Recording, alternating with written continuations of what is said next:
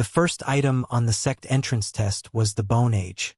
At the front of the crowd stood a middle-aged elder in dark green robes, and he silently sat behind the table with his eyes closed in meditation, whereas at his side were a few inner court disciples working busily.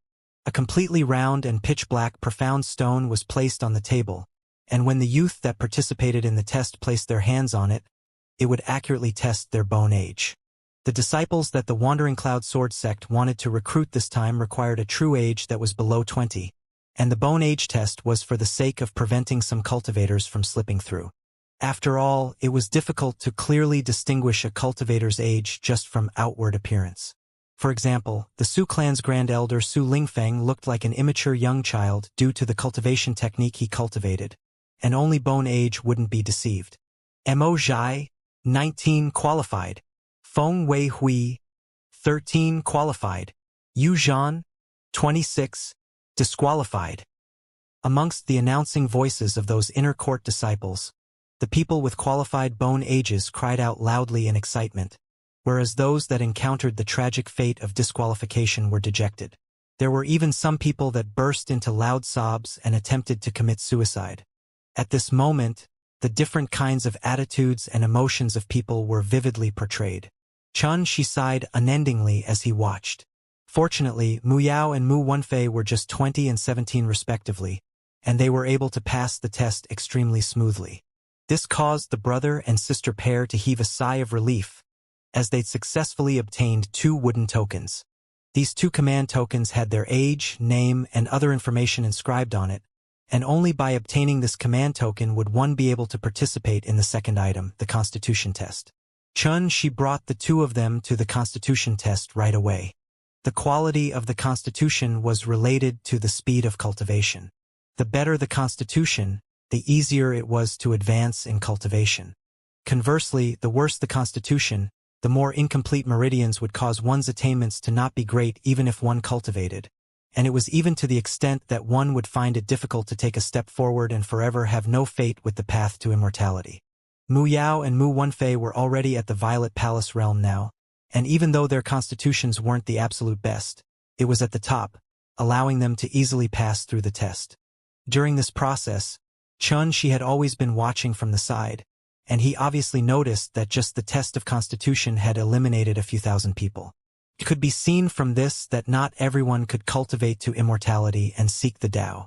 When it was almost noon, Chun Shi brought Mu Yao and Mu Wenfei to the place that tested their will. This was a circular field that occupied an area of 3 kilometers, and 64 apricot yellow flags set up an illusory Devil Rock Grand formation according to a profound placement. The disciples that participated in the test were required to sit cross-legged within the Grand Formation. When the Grand Formation was activated, their entire bodies would suffer boundless pressure, as if they were carrying something extremely heavy on their back, and it was extremely hard. Moreover, various types of illusions would appear within their minds, like a sea of blood and a mountain of corpses, roiling devilish chi, and raging vengeful spirits, causing their bodies and mental state to suffer an extremely harsh test. The longer one was able to persist within the Grand Formation, the firmer one's will was, and a firm will meant that one's heart towards the Tao would be firmer. It represented that one would be able to never lose heart before repeated failures, hack a way forward through all difficulties, overcome the various types of greed, and sweep through all obstacles on the road to seeking immortality and not go to the extent of going astray. In this world, there were too many people with extraordinary natural endowments that were reduced to mediocrity or became crippled because of their will's lack of firmness. Whereas those ordinary people with normal natural endowments were instead able to rely on extraordinary determination and will to step into the ranks of experts and laughed proudly at the entire world. As a sword-cultivating sect, the Wandering Cloud Sword sect concentrated on the Tao of the sword, and their requirements towards one's will was extremely harsh. So the test of will was a test of extreme importance amongst all the tests, and in the previous sect entrance tests, an overwhelming majority of the young geniuses were eliminated by this test of will. The requirement to pass this test was exceedingly simple. One just had to sit cross-legged in the illusory Devil Rock Grand Formation and persist for the time for an incense stick to burn. Of course, the longer one persisted, it represented that one's will was firmer, and when the person entered the Wandering Cloud Sword sect in the future, the treatment received by the person would be extremely good as well. In next to no time, Mu Yao, Mu Wenfei, and another 998 people gathered into the number of 1,000, and they were arranged to enter the formation. When everyone had sat cross-legged properly within the grand formation, a white-robed elder outside the formation formed profound seals and activated the grand formation. Instantly, enormous rock silhouettes appeared above the heads of every single person, and at practically the exact same instant, a vast and exceedingly heavy pressure fiercely smashed down. It was as if a small hill had pressed onto their shoulders. The rock silhouettes had only just appeared when a young man seemed to have not expected he would suffer such a terrifying pressure, and he was caught off guard, causing his entire body to be pressed flat on the ground as he emitted a wave of miserable shrill cries. In practically the time for a few breaths, there were a few tens of young men and young women that were unable to persist and gave up, and there were even some people that weren't able to give up in time, causing them to faint on the spot and be transported out by the grand formation. Far away from the grand formation were another 1,000 people that would participate in the test of will in the next batch. When they saw this scene, their countenance went pale, and their hearts were terrified, to the point it floated up to their throat. Of course, there were many people that revealed an excited gaze, and they were burning with eagerness. In the surroundings, there was even a dense crowd, and most of them were the seniors and guards of these young men and young women that had come to witness this scene. Yet all of their expressions had become grim and were extremely anxious. Xianxia was within the crowd, and his eyes stared concentratedly without blinking at Mu Yao and Mu Wenfei. In next to no time, over 700 people had been eliminated from the 1,000 people, and Mu Yao and Mu Wenfei were fortunately still persisting. Meanwhile, only half the time for an incense stick to burn had passed. At this moment, most of the young men and young women within the formation had their eyes shut tightly as sweat rolled down like small streams to drench their clothes. Their expressions were either enraged, resentful, or completely indifferent. This was caused by their mental state being affected by the various terrifying scenes that the grand formation formed into illusions. This test of will was indeed difficult to the extreme. Their bodies and state of mind suffered pressure during the test, and if they didn't possess extremely great determination and will, it would be utterly impossible to persist for the time for an incense stick to burn. Mu Yao and Mu Wenfei's displays weren't bad, although their expressions looked to be in a sorry state, but there was no sign of collapse. Only Mu Yao had bit open her lips, and strands of blood crept down along the corner of her mouth, causing her to seem slightly forlorn. After the time for an incense stick to burn, only a mere 13 people remained in the entire illusory Devil Rock Grand Formation. When they saw this scene, the surrounding atmosphere became even more oppressive. Out of 1,000 people, 987 people were actually eliminated. Wasn't such a passing ratio too small? Not bad. This brother and sister do indeed possess outstanding natural talent. Xianxia looked at Mu Yao and Mu Wenfei in the Grand Formation and couldn't help but recall his younger brother, Chen Hao. A few years ago, Chen Hao had experienced a test like this before being able to join the Wandering Cloud Sword sect, right? Right when Xianxia's thoughts were soaring to the limit, the Grand Formation had already been deactivated, and Mu Yao, Mu Wenfei, and the other 11 people came out in succession. All of them had extremely exhausted expressions, yet their eyes flickered with happiness and proudness. Exactly, being able to become eminent from 1,000 people, such a result was indeed worthy of being proud. The 13 of them arrived before the table and awaited the white-robed elder to distribute the command tokens. Right at this moment, a handsome young man walked over from the distance, and an inner court disciples behind the table raised his head to sweep his gaze over before frowning. Lu Chan, you were eliminated when the Grand Formation had just been activated. Why are you? This inner court disciple hadn't finished speaking when the white-robed elder that had always had his eyes closed in meditation had abruptly opened his eyes, and then he waved his hand to interrupt the disciples as his lips moved slightly. Yet what he said was unknown. The inner court disciples instantly understood tacitly, and he didn't say another word before swiftly passing over a wooden command token. One was able to participate in the next test by possessing this wooden command token. Lu Chun laughed arrogantly and cupped his hands towards the middle-aged elder before leaving proudly.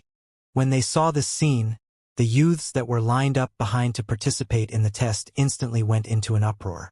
Some were envious, some felt it was unfair, and there were even some that loudly shouted the words unfair and cheating. Humph! The white-robed elder coldly snorted before slowly closing his eyes. Do all of you want to participate in the test or not? All of you actually dare disturb Elder Huahong's rest? All of you really don't know any manners. If you don't want to participate in the test, then leave now.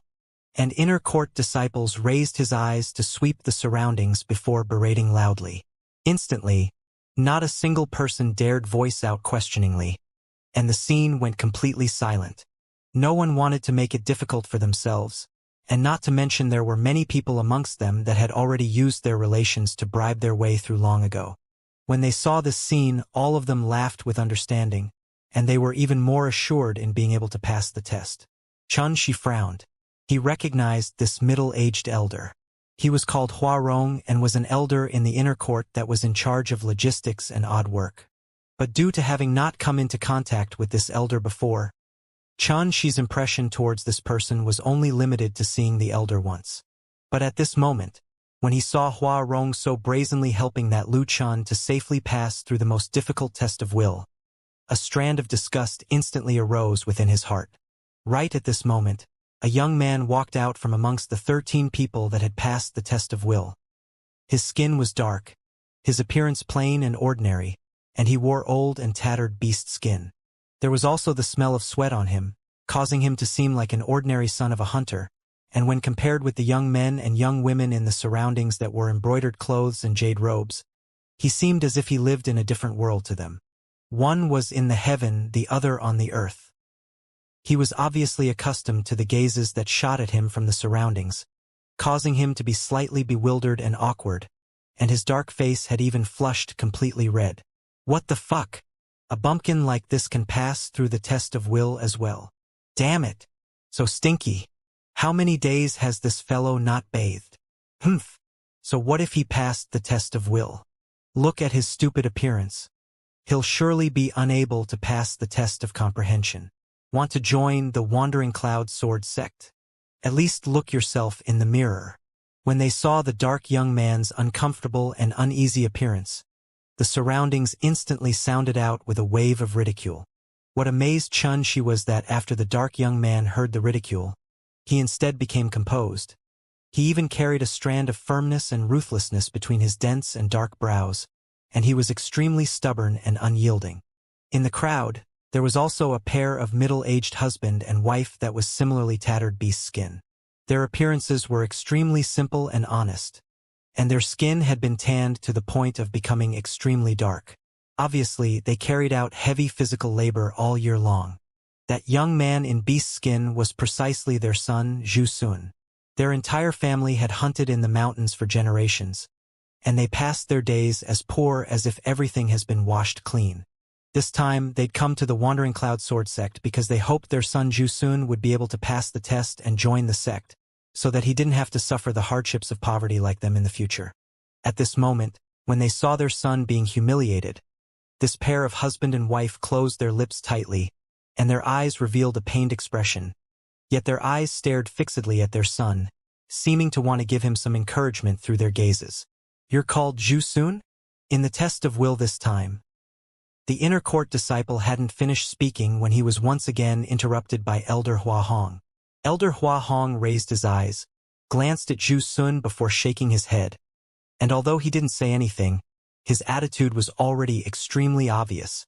This inner court disciple was instantly stunned, and he lowered his head to announce this outcome after quite a long time. What? Why is it like this? Humph. It's no big deal. Under the gazes of everyone present, only 13 people had passed the test, and this outcome will surely be known by the higher-ups of the Wandering Cloud Sword sect. Since that Lu Chen has passed the test by relying on his relationships, there naturally has to be someone that's eliminated. Alas! So this stupid kid has been replaced by another. Could it be that Elder Huahong isn't afraid of being exposed by another? Che, are you naive? This is something that's understood tacitly. Amongst those great figures in the Wandering Cloud Sword sect, who doesn't have relatives and friends? They're giving their own family members a way out, and who would be so bored to go pay attention to it? Perhaps that Lu Chun is the illegitimate child of Ling Kongzi. Of course, this is only a joke. Not to mention, the people that are eliminated have neither authority nor background, and it doesn't matter if they're offended. Could it be that they would still think of taking revenge on the Wandering Cloud Sword sect? Is that any different to courting death? The surrounding crowd instantly resounded with a buzz of discussion, and the gazes they shot at Zhu Sun contained pity, ridicule, contempt, and pleasure at his misfortune. Chun Shi frowned instead, and when he recalled Dong Fong, Wang Wan, and their younger brother and younger sister, he thought to himself, if it wasn't encountered by me, that Dong Shenhong and Wang Yunshi would probably have been able to smoothly pass through all tests as well, right?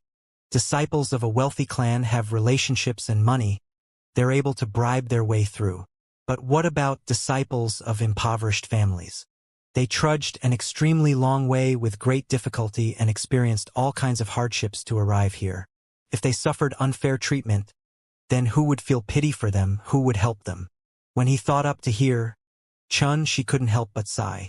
Those that possessed both wealth and power were always the group of people that trampled on the rules, whereas those with neither wealth nor power would always be unable to enjoy the fairness that was brought about by the rules, and they would instead be bullied and oppressed, becoming the sacrifices of the rules and the stepping stones of others.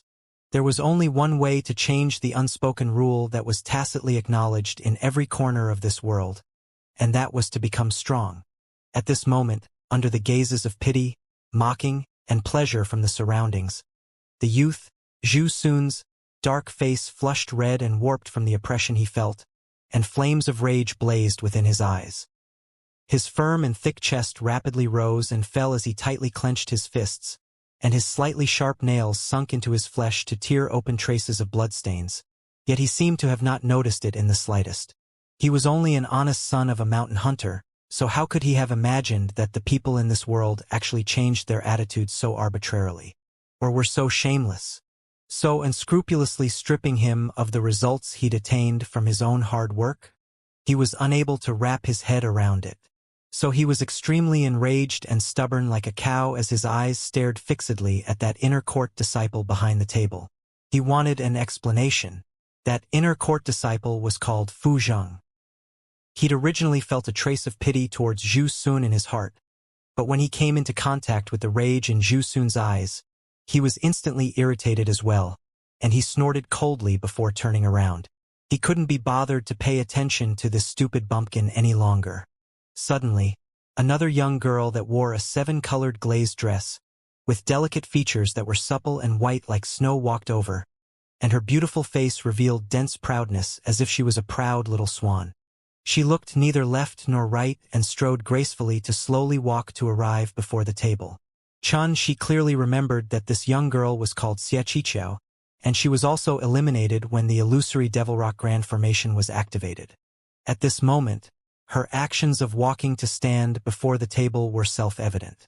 As expected, when they saw the proud young girl, Xianxia, arrive, besides Zhu Sun, all the other 12 young men and young women that had passed the test of will became anxious.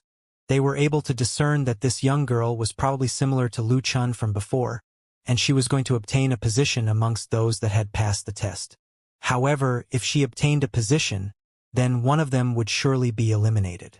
Yet who would be willing to cup their hands and give it away willingly? Elder Hua Hong, who had his eyes closed while pondering leisurely, opened his eyes once again, and his eyes lit up when he saw Xianxia. He nodded with a smile before restraining his smile, and then his gaze swept towards the 12 young men and young women that had passed the test. You're disqualified from the test. Leave. Hua Hong swept all of them with his gaze before stopping on Mu Yao. His eyes were extremely discerning, and only from disposition and actions, he was able to discern that this young girl surely didn't have any background. So, he decided right away to strip her of her position and give it to Xianxia. Mu Yao was stunned, and a wisp of rage gushed out onto her elegant face. During her participation in the sect entrance test this time, she'd replied fully on her own hard work to walk up to here, and she originally thought that after she passed, Big Brother Chen she would view her in a different light. How could she have imagined that such a shameless thing like this would actually occur to her? If it was before she arrived at Dragon Lake City, Mu Yao would surely swallow the humiliation and obediently leave, but during these past few years, because of her relationship with Xianxia, she'd seen many great figures with monstrous power. Just yesterday, she'd been sitting together and talking with the Wandering Cloud Sword Sect's Supreme Elder Beiheng and the sect Master Ling Kongzi. Although she could only listen respectfully, who dared to overlook her? So with this abundant experience, Mu Yao could be said to be extremely confident, and she took a deep breath before slowly saying, "I don't agree." As soon as she finished speaking, everyone present was stunned, as they seemed to have never expected that Mu Yao would actually be so audacious to refuse Elder Hua Hong in his face. Could it be that she isn't afraid of being unable to leave the Wandering Cloud Sword Sect? Humph! Where did this village girl come from? Do you know any manners? Do you know who you're facing? Quickly fuck off and don't make a fool of yourself here. Before anyone could speak, Xia Qiqiao raised her chin before speaking arrogantly and disdainfully. Truly shameless to the limit. You failed as soon as the test of will began. Not to mention your natural talent being terrible, now you're even shamelessly taking away my positions. Is there a woman in the world who's your equal in being shameless? Mu Yao wasn't enraged in the slightest, and her expression was calm as she gave tit for tat. A lowly woman like you with neither authority nor background actually dares to call me shameless? Xia Qiqiao was instantly angered to the point of crying out with a sharp voice, and her beautiful face was frustrated and indeterminate as she turned around to look at Elder Hua Hong. Uncle Hua, could it be that you're not going to do anything? All right, Qiqiao, calm down. Hua Hong stood up and waved his hand before raising his eyes to look at Mu Yao and say with an expressionless face, "Junior, I'll give you one last chance. Obediently leave, otherwise. Martial Uncle Hua, I think you should let this matter go." Right at this moment, a young woman in an azure dress parted the crowd as she walked over slowly. Her long hair was pitch black with willow-shaped brows, clear eyes, and extremely delicate skin, and she was extremely beautiful. "Big Sister Qingni?" Mu Yao cried out. This young girl in an azure dress was precisely Yan Qingni, one of the 36 elite disciples of the Wandering Cloud Sword Sect. She nodded with a smile at Mu Yao before shooting her gaze at Hua Hong. No wonder. So it turns out that this little girl has someone backing her as well. The surrounding spectators instantly came to a sudden understanding. When he saw Yan Qingni make an appearance, Chen Shi, who was prepared to lend a hand, nodded to himself and silently waited for the situation to unfold. Unless he had to, he wasn't willing to make it difficult for Hua Hong before so many people. After all, he'd received too much care from Beiheng during these past few years. Although he detested Hua Hong to the limit, it wasn't good for him to forcefully intervene in the matters of the Wandering Cloud Sword Sect, so as to avoid people having misgivings that he was a busybody and interfered in the authority of the Wandering Cloud Sword Sect. At this moment, having a Wandering Cloud Sword Sect elite disciples like Yan Qingni stand out couldn't be any better. But the development of the matter didn't resolve according to Chen Shi's will. Hua Hong started laughing from extreme rage, and his expression was ominous as he said coldly, "Humph! Qingni, you're only an elite disciple, whereas I'm an elder. This test of will is managed by me. Is this a place for you to interfere?" He was truly too angry. Being refused by a little girl that had no authority nor background had already caused him to feel extremely uncomfortable, and now another elite disciple had come to order him about. If he didn't show his uncompromising attitude of handling it, then where would he put his face before so many people? "Martial Uncle Hua Hong, do you really want to strip Mu Yao of her position?" Yan Qingni took a deep breath and spoke slowly. She'd noticed Chen Shi in the crowd as well, and just happened to see the difficult position Mu Yao was in. She decided right away to stand out and lend a hand, so as to do Chen Shi a favor. As for revealing Chen Shi's identity, she wouldn't do that, because she'd already guessed that Chen Shi was surely hiding in the crowd because he was unwilling to make an appearance due to some sort of reason. Otherwise, with his ability, he'd surely have dealt with everything long ago. "What? You want to question my decision? Believe me, I'll exile you to Dragon Hell Peak to serve as a lowly coolie for 3 months. Hua Hong became even more enraged, yet his face was expressionless as he spoke coldly. Uncle Hua is right. What's so amazing about being an elite disciples?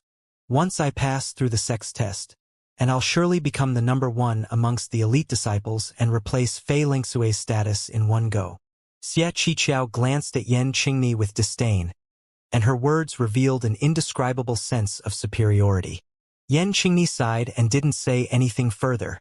If one wanted to see death, then it would be impossible to stop. When she saw this, Xia Qiqiao thought that Yan Qingni was afraid, and a trace of complacency couldn't help but appear on the corners of her mouth.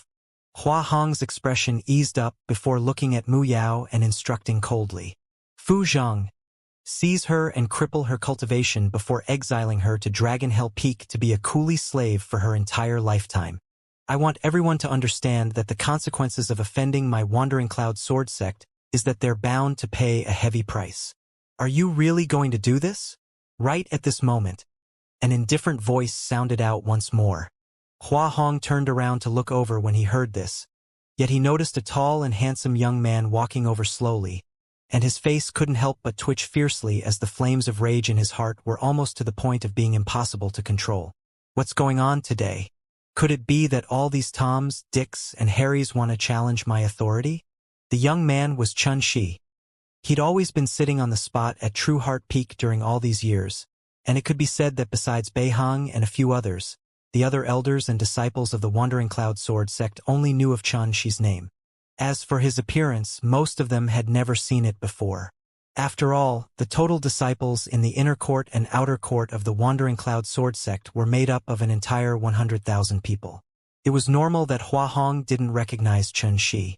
Junior, who are you? You actually dare intervene in the business of my Wandering Cloud Sword sect? Since you're courting death, then I'll fulfill your wish and exile you along with this little girl to Dragon Hell Peak to be slaves that are unable to leave for your entire lifetime. Disciples, seize this kid along with the little girl and send them to Dragon Hell Peak. Hua Hong shouted loudly with a deep voice. Yes. Fu Zhang and the other 7 inner court disciples flashed out explosively and parted into 2 groups.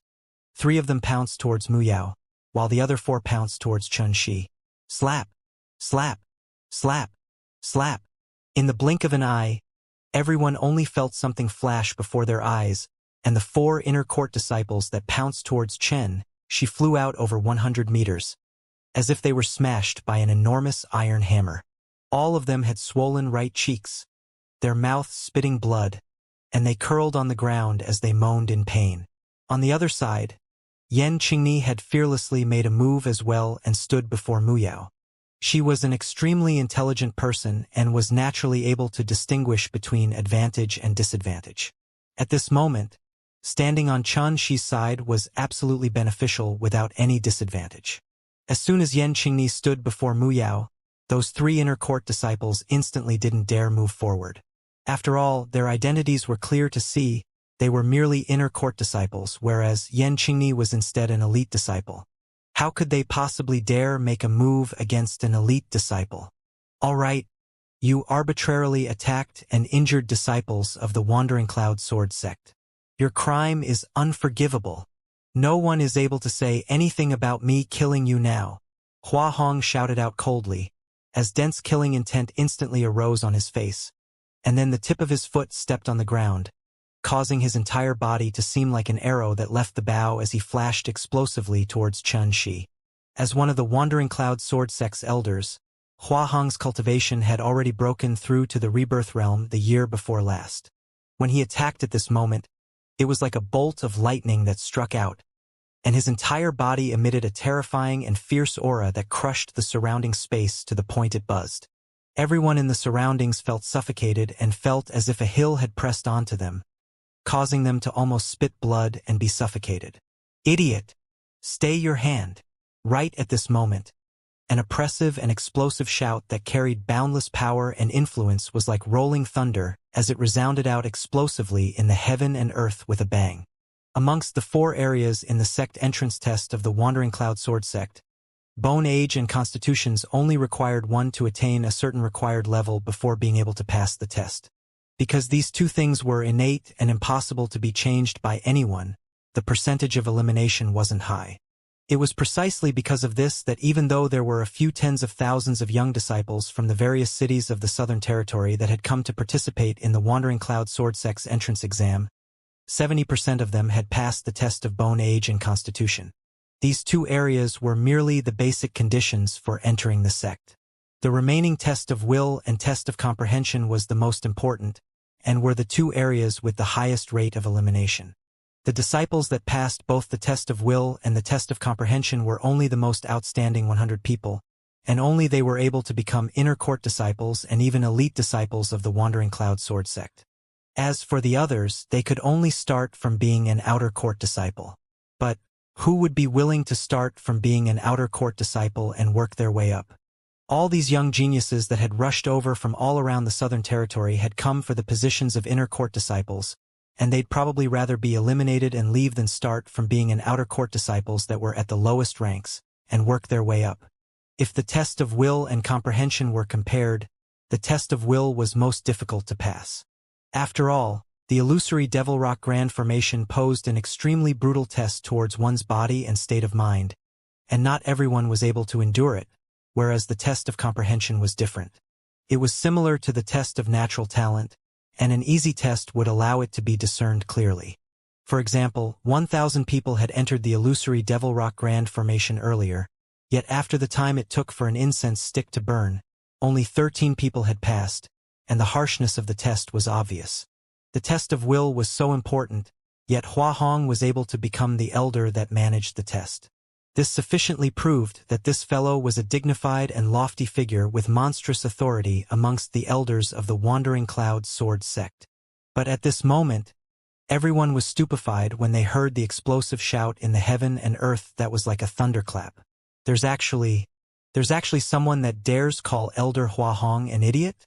But a scene that caused everyone to be even more amazed appeared. Hua Hong had fearless like attacked earlier with an imposing aura that was like a dragon, and his palm was only 30 centimeters away from slapping onto Xianxia's head. If this attack were to descend, then Xianxia's head would burst open like a watermelon for sure. But when he heard this loud shout that abruptly sounded out, Hua Hong's expression instantly became pale, and he withdrew the strength on his palm as his body made an unbelievable turn in midair that was like a spirit serpent pulling weeds or a sparrowhawk turning over before returning to his original position. Every movement was swift like a bolt of lightning, and it was an extremely rapid flow of moves that was exceedingly beautiful, causing him to seem as if he utterly didn't make a move. Obviously, his control towards his own strength had attained an extremely high level of being able to freely control it. But Hua Hong's expression at this moment was already anxious and doubtful, seeming to have been scared of that voice from before that was filled with power and influence, and he stared blankly, causing the monstrous might on his body to vanish without a trace. Similarly, Xianxia's composure had drawn the attention of many people because they noticed that from Hua Hong attacking up to this moment of him returning to the spot, Xianxia's expression actually didn't change in the slightest. Light like the clouds and calm like a lake, it was as if he'd long since expected the unexpected event that had appeared at this moment. When their expressions were compared, it instantly allowed the surrounding people to notice a trace of an inkling. All this was probably caused by that voice from before that was filled with power and influence, right? Who's that person? The answer was obvious. Only a few people in the Wandering Cloud Sword Sect were able to completely subjugate him, like Ancestor Ling Du, the Sect Master Ling Kongzi, Taoist Wen Xian. When they thought up to hear the gazes the surrounding people shot at Chun, she instantly changed. So it turns out that this kid has a great background as well. No wonder he dares stand up to Elder Hua Hong. Chun, she noticed all this and knew who spoke out earlier, yet he didn't reveal it and just looked silently at Hua Hong. Humph. I never expected that a fellow like you has someone backing you. But don't be arrogant. Isn't it fine if I don't take the position of that little girl? In this deathly silence, Xie Qiqiao suddenly spoke out. Oh. Then whose position are you prepared to take? Chun, she asked leisurely. You don't have to care about that. I'll wait for the next batch, or if there are none in that batch, then I'll take the next batch. At any rate, there are a few tens of thousands of people that haven't participated in the test of will. I'll be able to choose one in the end. Xie Qiqiao felt herself to be extremely intelligent as she replied. She had never imagined that at the instant these words entered into the ears of the surrounding people, it instantly caused public wrath. Amongst these people were young men and young women that were just about to participate in the test of will, and there were also the seniors and guards that had followed them to participate in the tests. If it was any other place, all of them were respected figures, and how could they possibly endure such sentiments?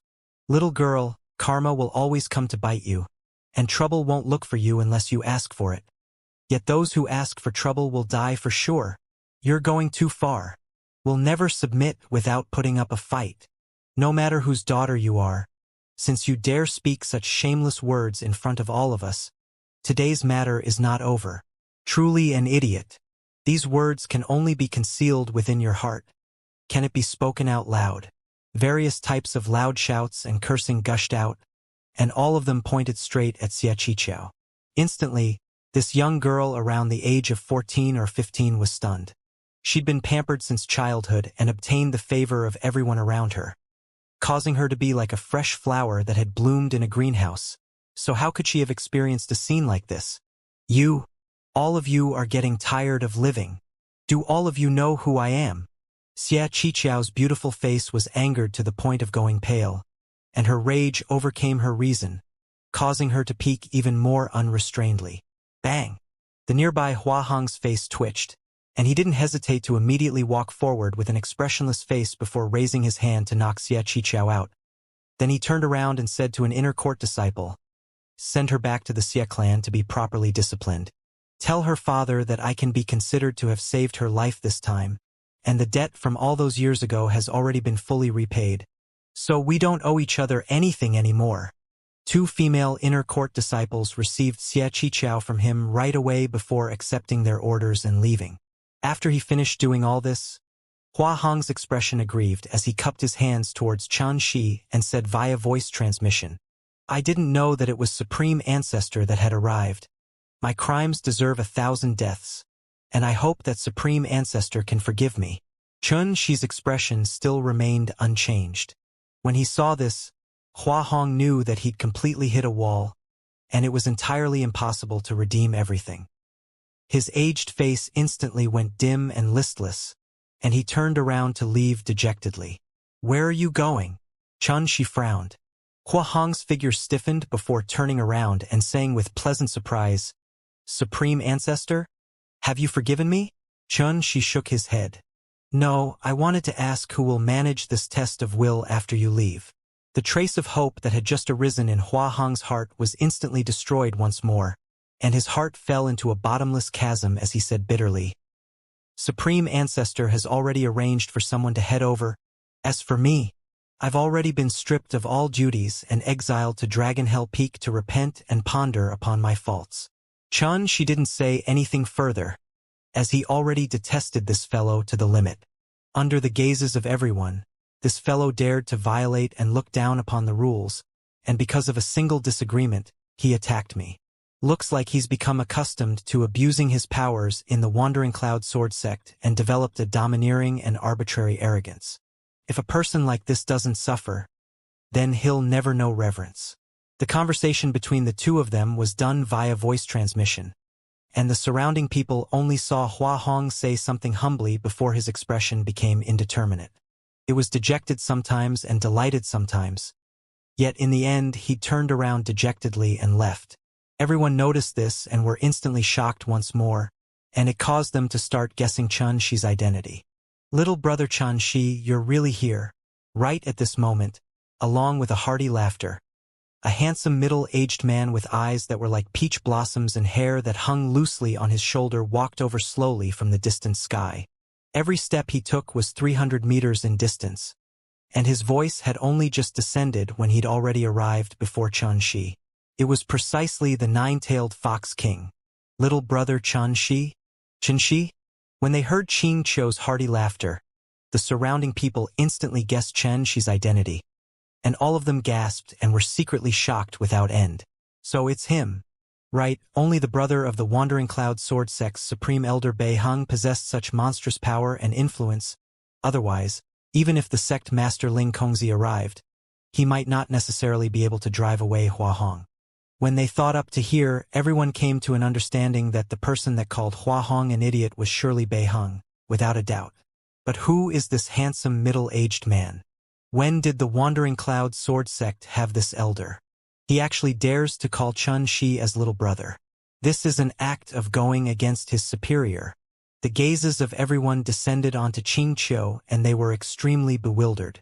Chun Shi paid no attention to the surrounding gazes and discussions, and he couldn't help but say in surprise when he saw Qing Qiu arrive, "Big brother Qing Qiu, you wouldn't have come to take over the test of will, right?" Qing Qiu laughed loudly. "It's precisely so. Not only have I taken over the test of will, I've also taken over all of Elder Hua Hong's duties and have become the chief manager of logistics." "Ha ha," Chun Shi smiled.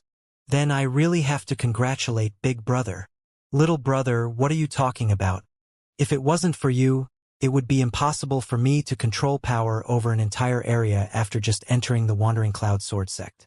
The sect master, senior brother Ling Kongzi, did this in order to calm the rage in your heart.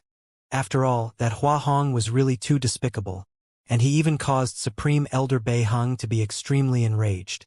Qing Qiu praised. Chun Shi rubbed his nose and said, "Senior brother Ling Kongzi is too courteous." Qing Qiu smiled before turning over to look at Mu Yao and saying as he waved, "Little Miss Mu Yao, your display today isn't bad. Come here, this common token of passing the test is yours." "Me too. I passed the test as well." Mu Wenfei stood out as well and grinned as he spoke. This kid had been observing from the sidelines since the beginning, and even when he saw his big sister Mu Yao being bullied, he remained completely unmoved. It wasn't because he was cold-blooded, but it was instead because he knew that his big brother Chun Shi would surely assist her, and he only had to stand at the side and watch how this elder Hua Hong is struck with misfortune. Sure enough, watching the excitement had indeed caused him to cry out with satisfaction. He yearned in his heart that he would one day be able to grow into a figure like big brother Chun Shi. He didn't have to lift a finger, yet there would be someone to help him take care of everything.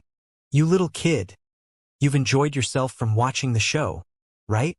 Chun Shi scolded Mu Wenfei playfully, and then he cupped his hands towards Yan Qingni. "I have to thank Miss Yan for lending a hand." "Thank you." Yan Qingni blinked her clear eyes and smiled charmingly. "Supreme Ancestor, this is a duty of mine, and I can't bear to receive your thanks."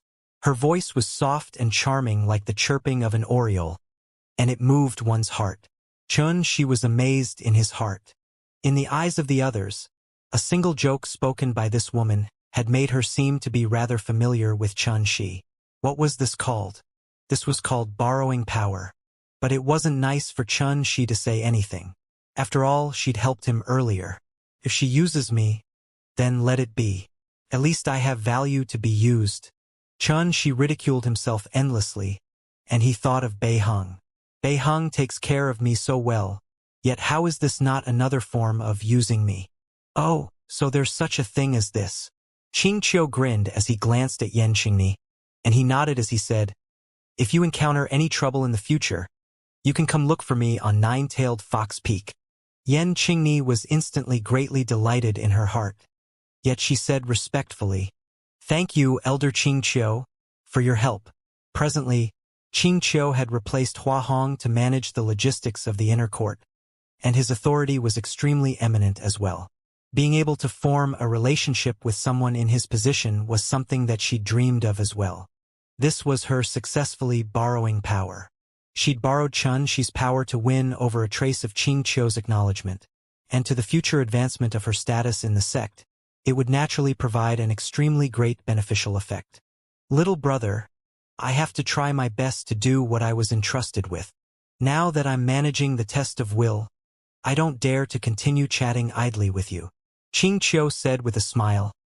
"I'll come to True Heart Peak to have some wine with you when I'm free." Chun Shi nodded and said, "Go ahead, big brother.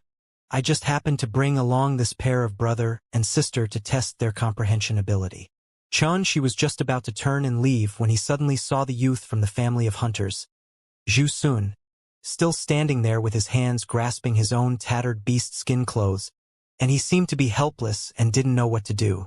When he saw Chun Shi look over, he hurriedly raised his dark and honest face, and his clear and pure eyes emitted a trace of pleading and yearning. What sort of gaze was this? Unwillingness to be poor?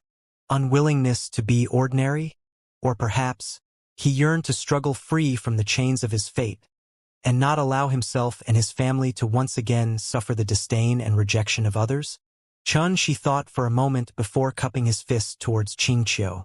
Big brother Xianxia, this young man passed the test of will earlier, yet his position was replaced by someone called Lu Chun, and it's extremely unfair. What do you think? Don't worry, leave it to me.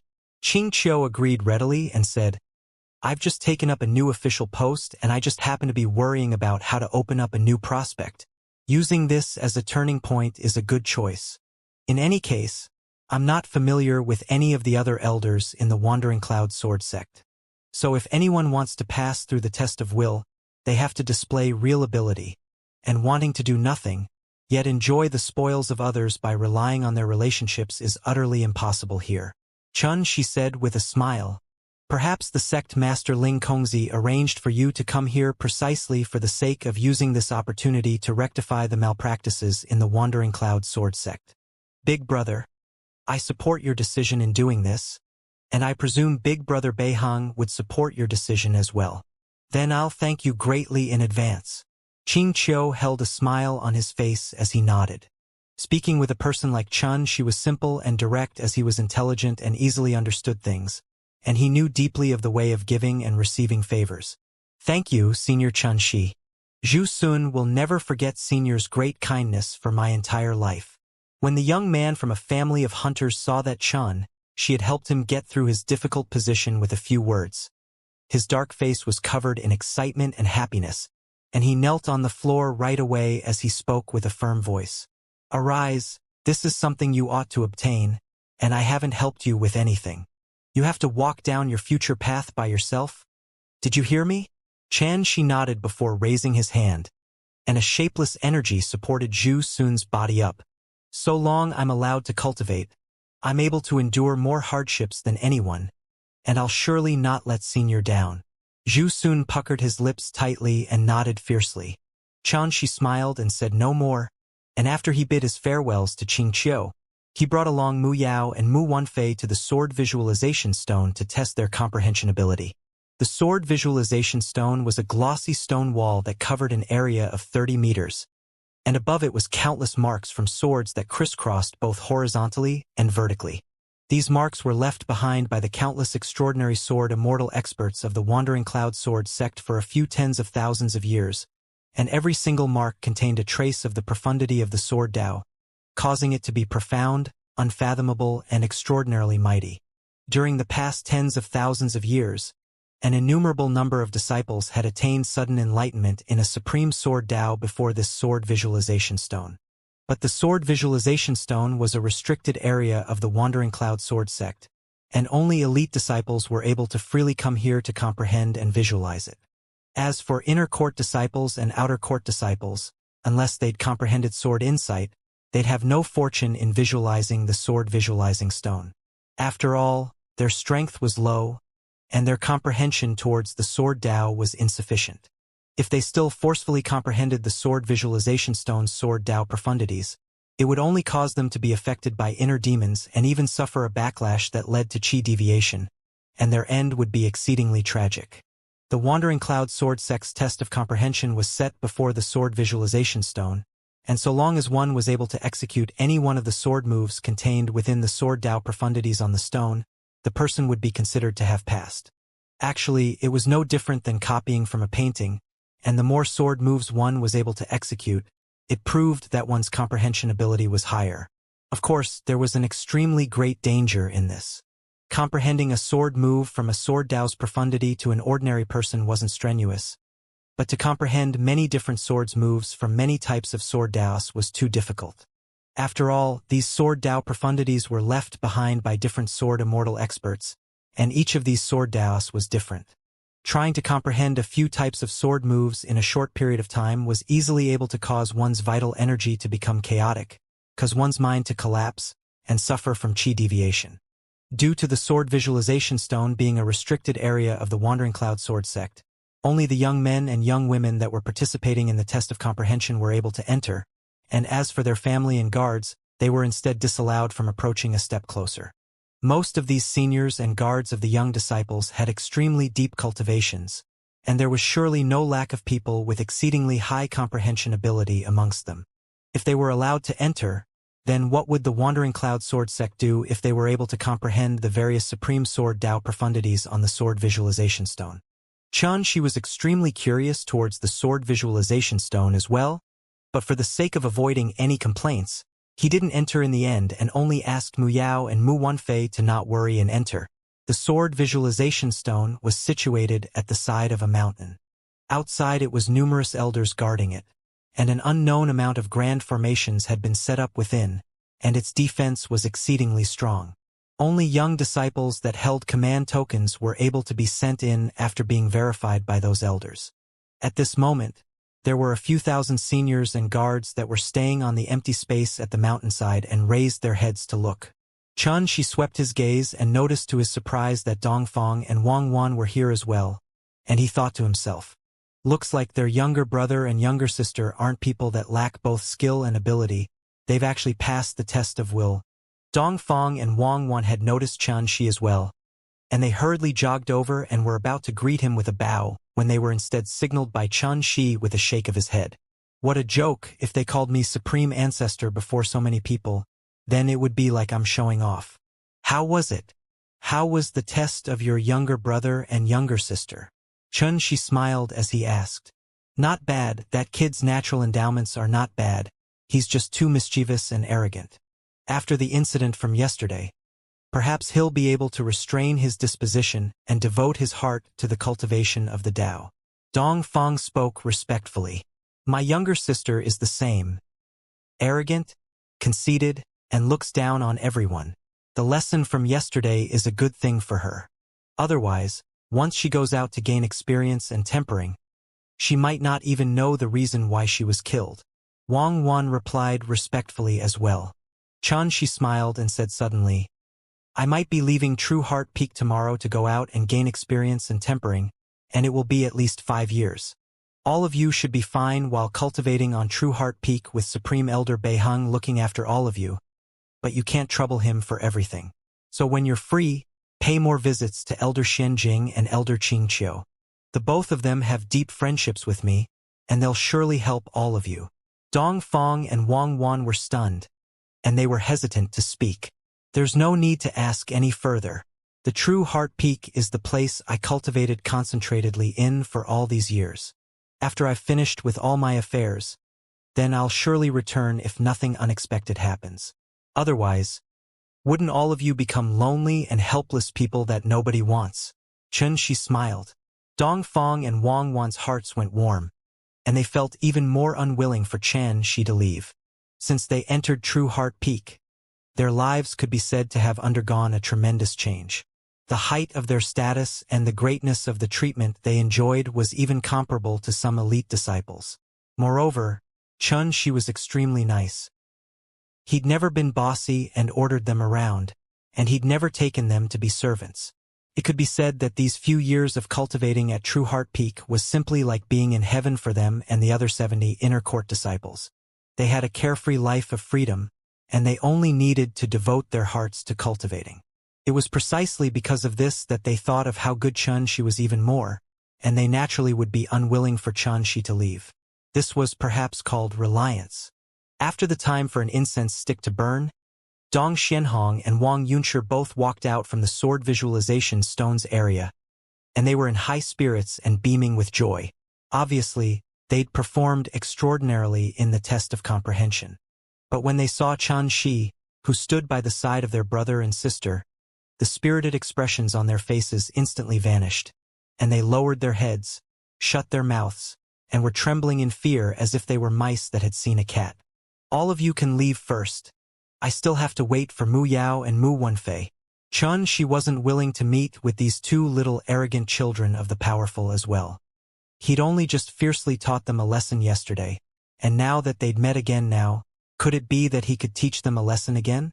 Dongfang and Wang Wan urgently wanted to know how their younger brother and younger sister had performed. So they didn't decline right away and brought Dong Xianhong and Wang Yunshi to leave. After another 2 hours, she still didn't see Mu Yao and Mu Wenfei come out, whereas it was already dusk and the sect entrance test today was about to end. Could it be that the two of them have met with an accident inside there? She swept his gaze towards the surroundings and noticed only a few family members were still waiting on the empty ground. But in next to no time, their children had come out successively before leaving. Instantly, only he remained.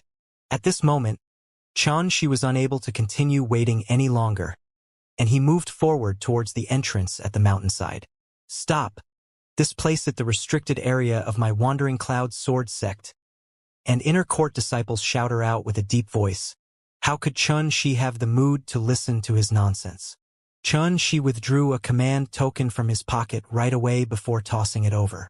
This command token was like iron yet not iron, like jade yet not jade, and it had a lifelike little sword with an imposing aura that was like lightning inscribed on it. It was precisely the authenticating token he'd obtained from Beihang on their first meeting. This inner court disciple was stunned as he obviously didn't recognize the meaning this command token represented, and he turned to look at the black-robed elder by his side. Yet he saw the black-robed elder sweep his gaze on the command token before his originally indifferent and reserved expression instantly vanished, and he stood up with a thump and bowed respectfully. Disciple Luong greets Supreme Ancestor. As an elder, Luong had once heard that the Supreme Elder Beihang had passed his command token to his sworn brother, Shi. Now, as soon as he saw the command token and matched it with Shi's appearance, how could he be unable to guess that this person was the reputed owner of True Heart Peak? Supreme Ancestor. When they saw Elder Luong bow, all the other elders shuddered as they stood up and bowed, whereas the other inner court disciples had been dumbstruck by this scene long ago, and they hurriedly bowed towards Shi. I'm sorry for troubling everyone. I just want to know if the comprehension ability test had ended now? Shi nodded and asked directly. Mu Yao and Mu Wenfei had once suffered the obstruction of Elder Huahong earlier, and if they suffered any mishap at the sword visualization stone, then how horrible would that be? Supreme Ancestor, the test has already ended, Luong replied respectfully. Shi frowned. 2 of my friends are still inside, so how could it have possibly ended? Move aside. I want to go in and take a look. As soon as he finished speaking, Shi walked forward into the area. Luong and the others were stunned. Yet they didn't dare obstruct him, and they instead hurriedly made various seals to open up a path in the layer upon layer of grand formations for Shi to safely pass through.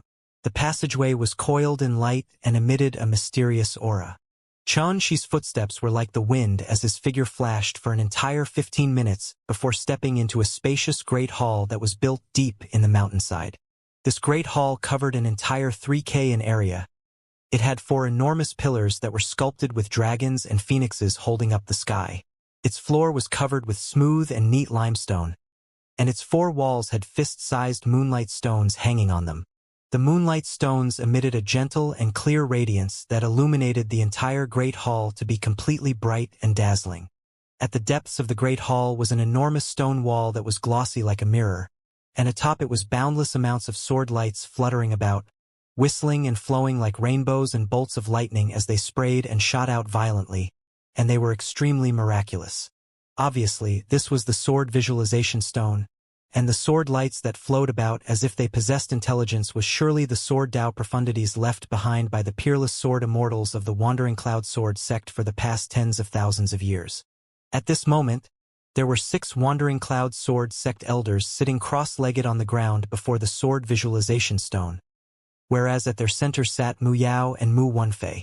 What are they doing? Right when Shi was wondering, a familiar voice suddenly sounded out by his ear. Shi, I'm helping my 2 disciples to clear the impurities in their bodies and develop their sword hearts.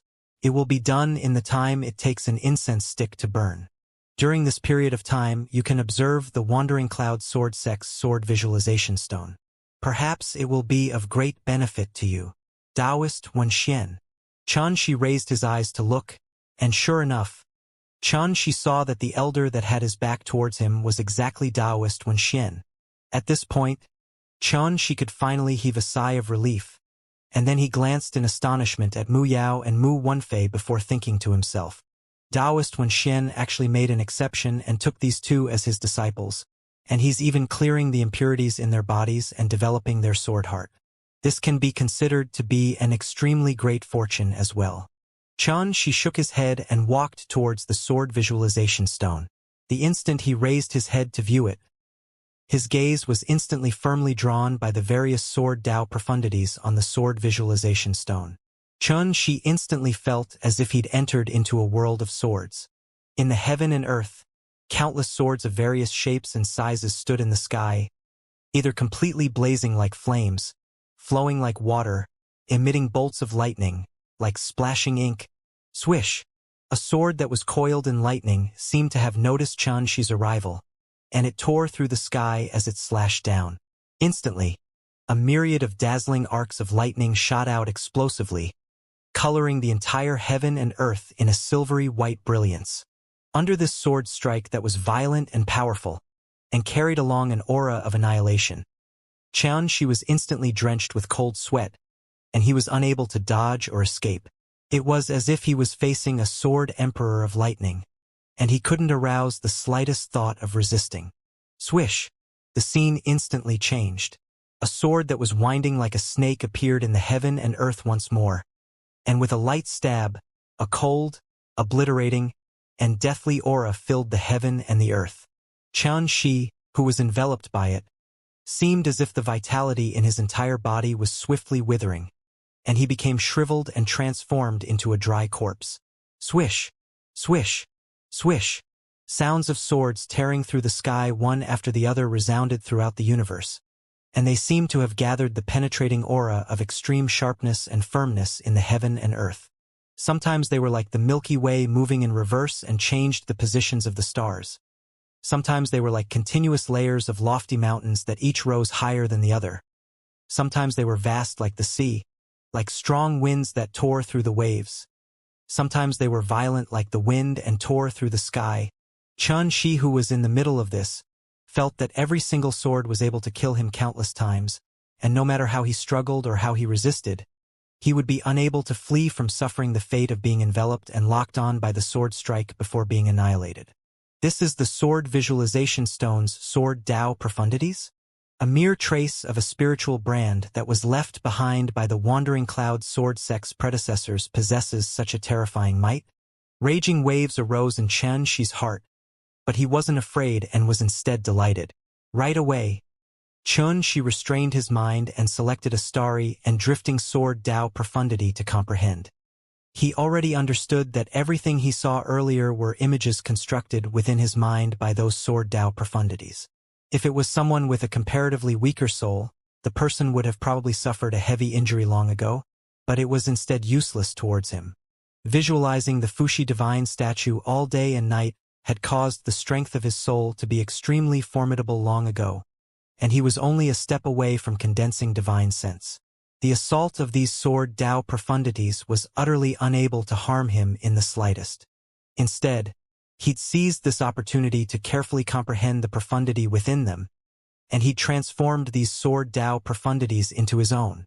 So it turns out that the Star Sword insight actually encompassed the Big Dipper, the Zodiac, the 28 constellations, and various other sword insights, and it can be considered to be a grand Tao.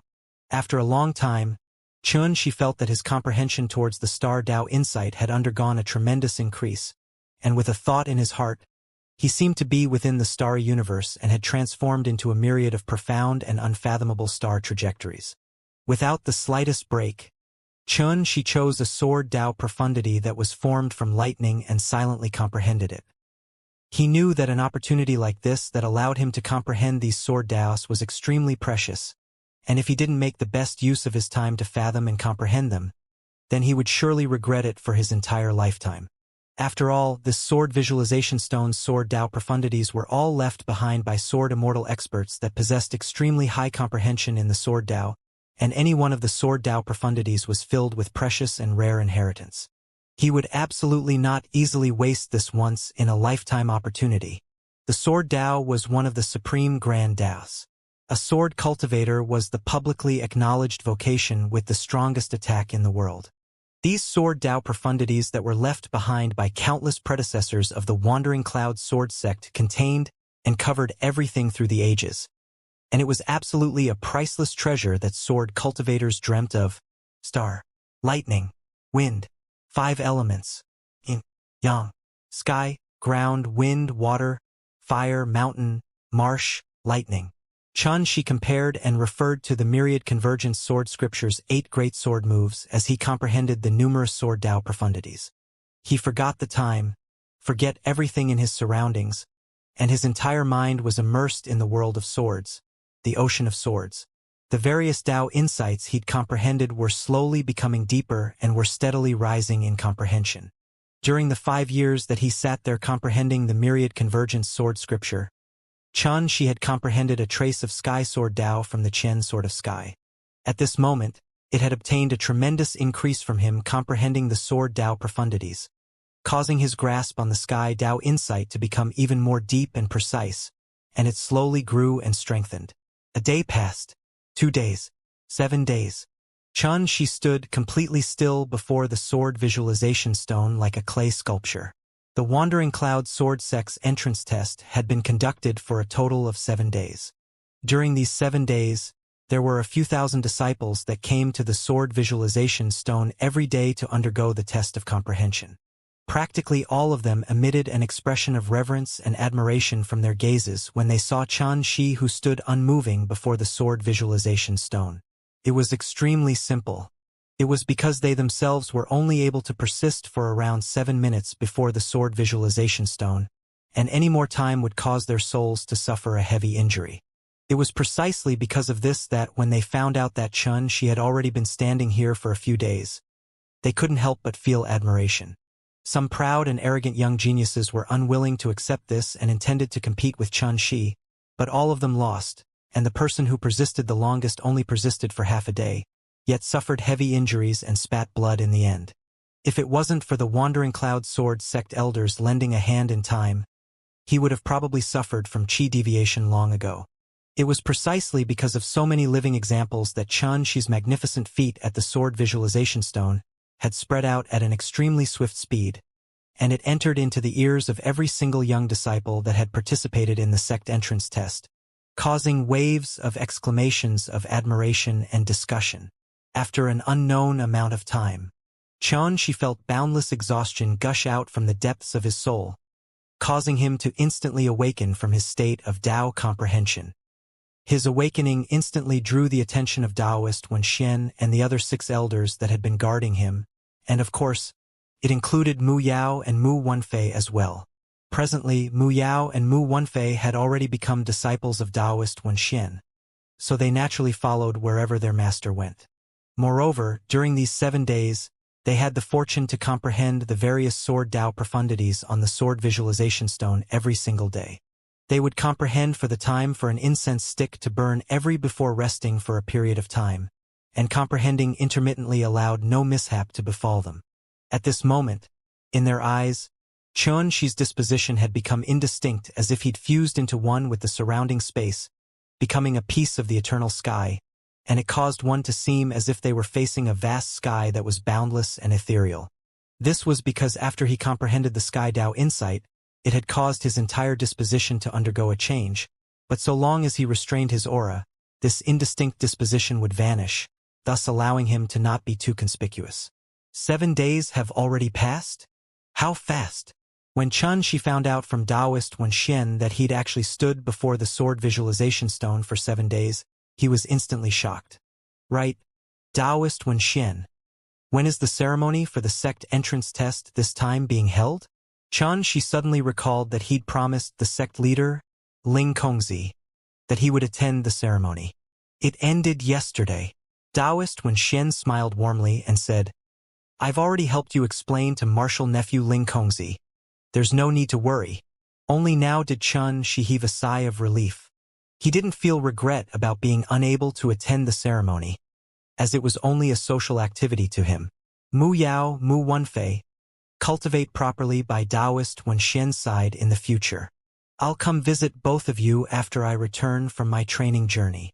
Xianxia originally decided to depart right away towards the oceanic desert to search for the Ninyang profound qi to temper his true essence as soon as he finished attending the ceremony. At this moment, when he saw Mu Yao and Mu Wenfei had someone to rely on, and he didn't have to worry about them any longer, he instantly decided to leave right now. Okay. Mu Yao and Mu Wenfei had known since long ago that Xianxia would leave soon, and even though they were unwilling in their hearts, they still nodded. They knew that Big Brother Xianxia wanted to participate in the all-star meeting that would be held 5 years from now, and he was going on a training journey exactly for the sake of improving his strength. So, even if they persuaded him to stay, he wouldn't. A WYRM doesn't belong in a pond, as an encounter with a storm will transform it into a dragon. Taoist Wen Xian lightly smiled as he cupped his hands. Xianxia, I wish you success in advancing to the Golden Core realm as soon as possible and acquiring a ranking in the top 10 of the All-Star meeting. With Taoist Wen Xian's blessings, why should I worry about being unable to accomplish it? Xianxia laughed loudly in an unrestrained manner before cupping his hands and turning around to flash towards the mountainside. On this day, Xianxia left the Wandering Cloud sword sect and stepped onto the path of training. Du Qingxi, Duanmu Zhe, and Song Lin followed behind him and sent him out of the city gate, and the three of them stood on the city wall as they gazed silently at his figure that vanished into the horizon. After a long time, Du Qingxi spoke unhappily. I wonder when we'll meet again? Song Lin sighed. Perhaps, when he appears before us once more, he will already be an influential figure that commands the lands under the heaven. Duanmu Zhe swept his gaze past the two of them and laughed loudly. Of course, Xianxia's my brother, and his achievements in the future will surely be limitless. Wandering Cloud Sword Sect, Profound Vision Peak.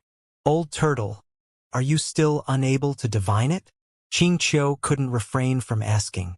Xianjing sat cross-legged on the ground with a damaged copper coin before him, and it emitted strands of obscure, mysterious, deep, and cold aura. It won't work. After his fate obtained the river diagram fragment, it was concealed by the secrets of the heaven, and his fortune is absolutely not something I can predict. After silently deducing for a long time, Xianjing shook his head and sighed before smiling mysteriously. But do you still remember the divination I made when I was in the depths of the southern barbaric mountain range? Qing Qiu was stunned. What was it? That divination was of one that was hauled into the 9 layers of hell to become a dragon, the symbol for a dragon hidden within deep water. At that time, he'd already overcome the tribulation of a dragon trapped within deep waters. If I'm not wrong, his fortune in the future will surely be like a dragon soaring in the sky, fearless under the heavens. Xianjing's gaze was deep and profound as he spoke word by word. Master, Xianxia has left. At the restricted area in the rear mountains of the Wandering Cloud Sword Sect, at the side of the Azure Lake in the secluded valley, Taoist Wen Xian stood with cupped hands. Yes, I already know. Bei Heng stood with his hands behind his back, his gaze looking at the Azure Lake. Yet his mind was thinking of that beautiful youth that was a woman disguised as a man and the women that was surnamed by who had successively annihilated the Starnet Palace and the Su clan. In his hand, he still held a command token that was lustrous white like jade, and there was only a single character on it. This command token was given to him by Wan Qing, and it was related to whether he was able to enter the Dark Reverie, whereas all this was established on whether Xianxia was able to pass through the All-Star meeting and the primeval battlefield. Otherwise, possessing this command token would be useless as well. Xianxia, oh, Xianxia, I'm still waiting to head towards that mysterious and boundless dark reverie with you. You must succeed. Bei Heng muttered endlessly in his heart. Swoosh! The clear blue sky was filled with white clouds that were like cotton. A treasured vessel tore open a blast of air beneath the sky as it flashed towards the distance. Xianxia lay at the front of the vessel as he casually read through Zhou's detailed narration of 13 formations in a leisurely manner. The essence of these 13 types of enormous formations recorded in this Talisman Tao book had already been clearly understood by him, causing his deduction ability to obtain a great increase. Coupled with the 7 days of comprehension at the Sword Visualization Stone, he faintly possessed a deeper understanding of how to combine the 8 great sword moves of the myriad convergence sword formation. During this training journey, Xianxia had the intention of traveling the world to admire the beautiful scenery and appreciate the various forms of human society in the mortal world. In this way, he would be able to temper his Tao heart and strengthen his understanding about the myriad of things in the heaven and earth. Xianxia, we're really going back to the oceanic desert? Ling Bai stood proudly at the head of the vessel. His arms were crossed before his chest, his white clothes fluttering in the wind, and he enjoyed the carefree feeling of strong winds caressing his face to his heart's content. Bai Kuei was curled up beside Ling Bai as he hugged and chewed on a yellow rank magic treasure with satisfaction, and he ate with relish while cracking sounds resounded in the air. During these past 5 years, due to Xianxia sitting on the spot and comprehending the myriad convergent sword scripture, Ling Bai and Bai Kuei could only stay within the Buddha's pagoda. Although the space within it was huge, it was without the slightest bit of vitality, and it almost bored the pair of little fellows to death. Presently, Xianxia's departure from the Wandering Cloud sword sect was no different than recovering freedom for the two little fellows. They were like dragons that had returned to the sea, or birds flying freely in the vast sky, and they didn't have to conceal themselves any longer. Of course, the Ninyang Profound Qi there has an extremely great beneficial effect towards helping me swiftly cultivating in the Golden Hall realm. Xianxia put away the book and pondered before speaking. Right, Ling Bai, what do you know about the oceanic desert? Actually, Xianxia wasn't completely ignorant about the oceanic desert. All those years ago, he'd fled into the oceanic desert when being chased after by the Su clan members, and then he'd encountered Ling Bai in the Sword Tomb Nirvana realm. But he'd only entered a few thousand kilometers into the oceanic desert at that time, and it couldn't even be considered to be a deep area in the oceanic desert. When the oceanic desert was mentioned, Ling Bai's handsome face was suffused with a trace of a complicated expression that contained hatred, terror, and frustration. It was quite some time before he responded slowly. A few tens of thousands of years ago, my master brought me along to descend to this oceanic desert and participate in the sacred war between gods and fiends. At that time, the oceanic desert was already a place of death and was filled with boundless spatial tears and spatial storms. Its environment was so adverse that it was simply a place of destruction and disaster. Descend? It looked like Ling Bai and his master weren't from the Darchu dynasty. Xianxia seemed to be lost in thought. Ling Bai didn't notice this as he was immersed in his own recollection, and his voice became incoherent as if he was sleep-talking. Master headed to the oceanic desert that time because he came by request to participate in the battle between gods and fiends. The so-called battle between gods and fiends was actually the battle between the cultivation world and the fiend dimension. Because the oceanic desert's spatial storms contained numerous spaces within it, and there were even spatial tunnels that led to other worlds amongst them. Those heavenly fiends from the fiend dimension used one of these spatial tunnels to appear in the oceanic desert. You probably don't know how formidably heavenly demons are. They're the mortal enemy of cultivators. They burn, kill, and pillage completely lawlessly, sacrificing and refining the souls of the dead while swallowing all life. Every place they swept by would surely be covered in the smell of blood that shot into the sky, and not even a blade of grass would remain. The hatred between them and us cultivators had been sowed since ancient times, and there was only one way to solve it. That was an unending battle until one side was wiped out. My master fell in that battle. Actually, it wasn't just him. There were countless heavenly fiends and cultivators whose blood sprayed on the ground and fell there, and there was no lack of peerless experts at the heavenly immortal realm and extremely terrifying fiend emperor-level fiends amongst them. The bloodiness and brutality of that battle is something that I still remember clearly until today. Xianxia's heart rose and fell like the waves as he heard this, and he went silent for a long time. Battle of gods and fiends, heavenly fiends, peerless heavenly immortals. Every word seemed to carry an energy that struck straight at his heart, causing him to be unable to refrain from feeling uneasy. It was as if he'd seen the battle between countless experts and the scene of annihilation that even caused the heaven and earth to dim. Your master fell at the hands of heavenly fiends? Xianxia asked suddenly. Ling Bai was stunned before shaking his head and saying, I can't tell you this. Otherwise it will implicate you. Chun Shi instantly understood that the death of Ling Bai's master probably wasn't so simple. Otherwise Ling Bai would absolutely not speak like this, and he wouldn't always be afraid that others would notice his existence.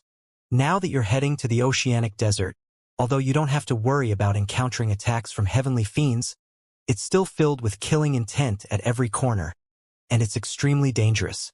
You have to watch out. It's best if you're able to advance your strength to the Golden Hall realm before heading there. Ling Bai reminded. Chun Shi lightly smiled. The more dangerous, the more it's able to temper my strength. But I'll still listen to your advice and advance my strength before heading into the oceanic desert. The oceanic desert was situated beyond the rowdy grasslands, and it was hundreds of thousands of kilometers from the Dragon Lake City. Even if Chun Shi traveled on his treasured vessel, it would be impossible to arrive there without spending almost half a month. But Chun Shi didn't have any intention of impatiently rushing over. After discussing shortly with Ling Bai, for the sake of not drawing trouble, Chun Shi decided to stop flying in the air or entering cities, and he would instead directly pass through the luxuriant forest that few people tread in. Even though these places couldn't be considered to be all that safe, as demon beasts roamed around freely within, when compared with humans, these demon beasts were clearly slightly easier to deal with.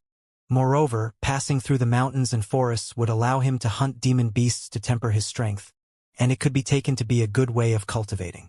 Within the numerous mountains and forests that continued without end, Chun Shi trudged forward during the day and sat in meditation to cultivate while visualizing the Fuxi Divine's status at night, killing demon beasts that overestimated themselves on sight, and their fresh flesh would transform into the delicious food in his mouth. Just like this, time passed day by day. Roar! In the ancient forest that covered the sky and blocked out the sun, a wave of enraged beast roars abruptly sounded out, and then an enormous black figure knocked apart over 10 towering trees before crashing onto the ground. Its body was covered in countless bloody scars as thick blood streamed down its entire body like waterfalls, and it quickly soaked the ground in a 30-meter area. Nice! Chun Shi, you're already fusing the 8 great sword moves in the Myriad Convergence sword scripture. I'm still far away. I've only mastered a superficial amount now. Right when this enormous demon beast fell to the ground, a figure swiftly floated over, and on the figure's shoulder was a handsome and cold little person whose white clothes fluttered in the wind. This figure was tall and proud with a back that was straight like a spear. He seemed as if he even wanted to pierce a hole through the sky, and his extraordinary and unrestrained disposition contained traces of cold and sharp killing intent within it now. This person was naturally Chun Shi. Since leaving the Wandering Cloud sword sect, it had already been half a month. During these days, he trudged all along the way according to a fixed direction while going through the hardships of living in the jungle, cultivating while he tempered his sword Dao with demon beasts, and he passed his days extremely substantially. Of course, demon beasts with extremely powerful strengths existed in the luxuriant forest as well, and they were comparable to Golden Hall realm cultivators and had even mastered extremely formidable techniques. Battling them was no different than a life or death battle, and it was exactly amongst these numerous brutal battles that Chun Shi's sword Dao cultivation became more and more skilled, swift, and fierce. It was precisely this practically endless brutal slaughter that caused Chun Shi's disposition to contain a trace feeling of cold slaughter that sent chills down one's heart. It was as if a fierce beast was concealed within his body, and once he fought, it would instantly reveal its sharp fangs. Swish! Ling Bai had already started to skillfully dissect the corpse of the demon beast on the ground, and he said swiftly, "Chun Shi, what are we eating this time? Kebabs? Or meat porridge?" During these past few days of trudging through the jungle, the demon beasts he killed all along the way were different. There were those that flew in the sky, crawled on the ground, and swam in water. Moreover, many rare spirit material condiments grew within the forest. They were prepared one by one with Chun Shi's ingenious culinary arts to become a variety of delicacies, allowing Ling Bai and Bai Kuei to chow down in satisfaction and enjoy themselves to the fullest. Of course, only eating but not doing work was totally out of the question, and Ling Bai had quickly taken the role of the butcher, dissecting the corpses of demon beasts and gathering spirit materials for condiments, and his movements were exceedingly diligent. "You've eaten so much. When will you be able to break through?" Xianxia glanced at this glutton and spoke with slight helplessness. Since Gu used the soul fuse arts to fuse Ling Bai with the 7th gold sword bamboo until now, even if he'd eaten countless magic treasures, medicinal pills, and spirit materials, Ling Bai's strength hadn't improved in the slightest. His strength had always stayed around the Golden Hall realm, and just thinking about it caused one to be speechless. Soon, if you allow me to eat the Buddha's pagoda, it isn't a problem even for me to successively advance in 2 realms. After all, my current body is the 7th gold sword bamboo, and wanting to advance by solely relying on cultivating by breathing the spirit energy of the heaven and earth without the support of some rare treasures is simply as difficult as ascending the heavens. Ling Bai didn't even raise his head as he replied with a broad smile. How about it? Let me swallow down the Buddha's pagoda, alright? I'll successively advance by 2 realms, and my strength would be comparable to a rebirth realm cultivator. At that time, if I don't torture anyone that bullies you to death, then how would I be worthy of the Buddha's pagoda? Don't even think about it. Xianxia refused resolutely. What a joke. The Buddha's pagoda is an immortal artifact. Even though it's damaged and its artifact spirit is gone, so long as it's repaired, its might is simply able to make a clean sweep of all obstacles. Ling Bai smacked his lips and said bitterly, "Looks like I can't even compare to a damaged immortal artifact in your heart. Fuck off." Xianxia cursed with a laugh, and then his expression went serious and asked, "Right, where has Bai Kuei gone?" "Oh, that glutton? He's gone to look for food by himself. He'll surely return when he smells the fragrance of roast meat, so there's no need to worry." Ling Bai had already finished dissecting the demon beast's corpse, and he impatiently skewered bits with an iron rod before passing it over to Xianxia. "Quickly roast the meat. We won't be able to eat anything once he returns. It's not like you don't know his stomach. It's simply like a bottomless pit." Xianxia rolled his eyes at Ling Bai. "Aren't you the same?" Even though he said this, Xianxia's movements weren't slow, lightening the fire and smearing the condiments before placing the iron rod that was skewered with meat above the fire, and he started roasting the meat skillfully. However, when the meat was cooked, its fragrance suffused into the surroundings, and even after more than half had already been stuffed into Ling Bai's stomach, Bai Kuei had still not returned. Xianxia instantly lost his appetite, and his brows knit together, as Bai Kuei wouldn't normally leave for so long. Could it be that some sort of accident has happened? As he pondered, his enormous divine perception surged out from his body to cover every direction. Along with his divine perception spreading out, Xianxia's expression instantly became grim after a short moment, and he suddenly stood up as his gaze shot towards the southwest. He sensed Bai Kuei's aura there, and there was also the aura of an extremely fierce demon beast. After trudging through this continuous mountains and forests for almost half a month, it was still the first time that Xianxia had seen such a fierce demon beast aura, and that violent aura even caused him to feel a trace of fear. Xianxia didn't dally any longer, and he executed his divine windwing flight as he brought along Ling Bai to flash out like a bolt of lightning that shot explosively to the southwest. This place was a 3 kilometers tall mountain with dense towering trees covering its surroundings. Yet it was instead completely barren on the peak, without even a blade of grass growing. Moreover, the rocks of the mountain were crimson red like blood, as if they were built from fresh blood, and a dense sanguinary aura dashed into the sky. On the peak, an enormous demon beast with 6 pairs of blood-colored wings, a savage and ferocious head, and 4 claws that were like blade and hooks resided there. Its pair of shiny jade pupils were large like copper bells, and they emitted an extremely savage and fierce gleam. Every single pair of its 6 blood-colored wings was 300 m in area and covered with fine and sharp scales, and when they were opened, they covered more than half of the mountain. Moreover, there were a pair of bulges on its head, and it seemed as if 2 horns were about to grow from it. 6-winged blood dragon bat. When Xianxia rushed over here, Ling Bai, who stood on his shoulder, suddenly cried out in surprise. A 6-winged blood dragon bat was the product of the mating between the primordial variant beast, 6-winged blood bat, and the divine beast blood dragon. It possessed the bloodline of 2 primordial demon beasts, causing its strength to be terrifying, and it was extremely savage, bloodthirsty, and brutal. Xianxia was able to discern with a glance that although the aura emitted by this six-winged blood dragon bat before him was inferior to a rebirth realm cultivator, it far surpassed an ordinary golden core realm cultivator. This terrifying strength, coupled with its innately powerful body and movement technique that was swift like the wind, made it so that even rebirth realm cultivators were probably unable to do anything against it. Xianxia acknowledged that if he were to face an opponent like this, he could only flee.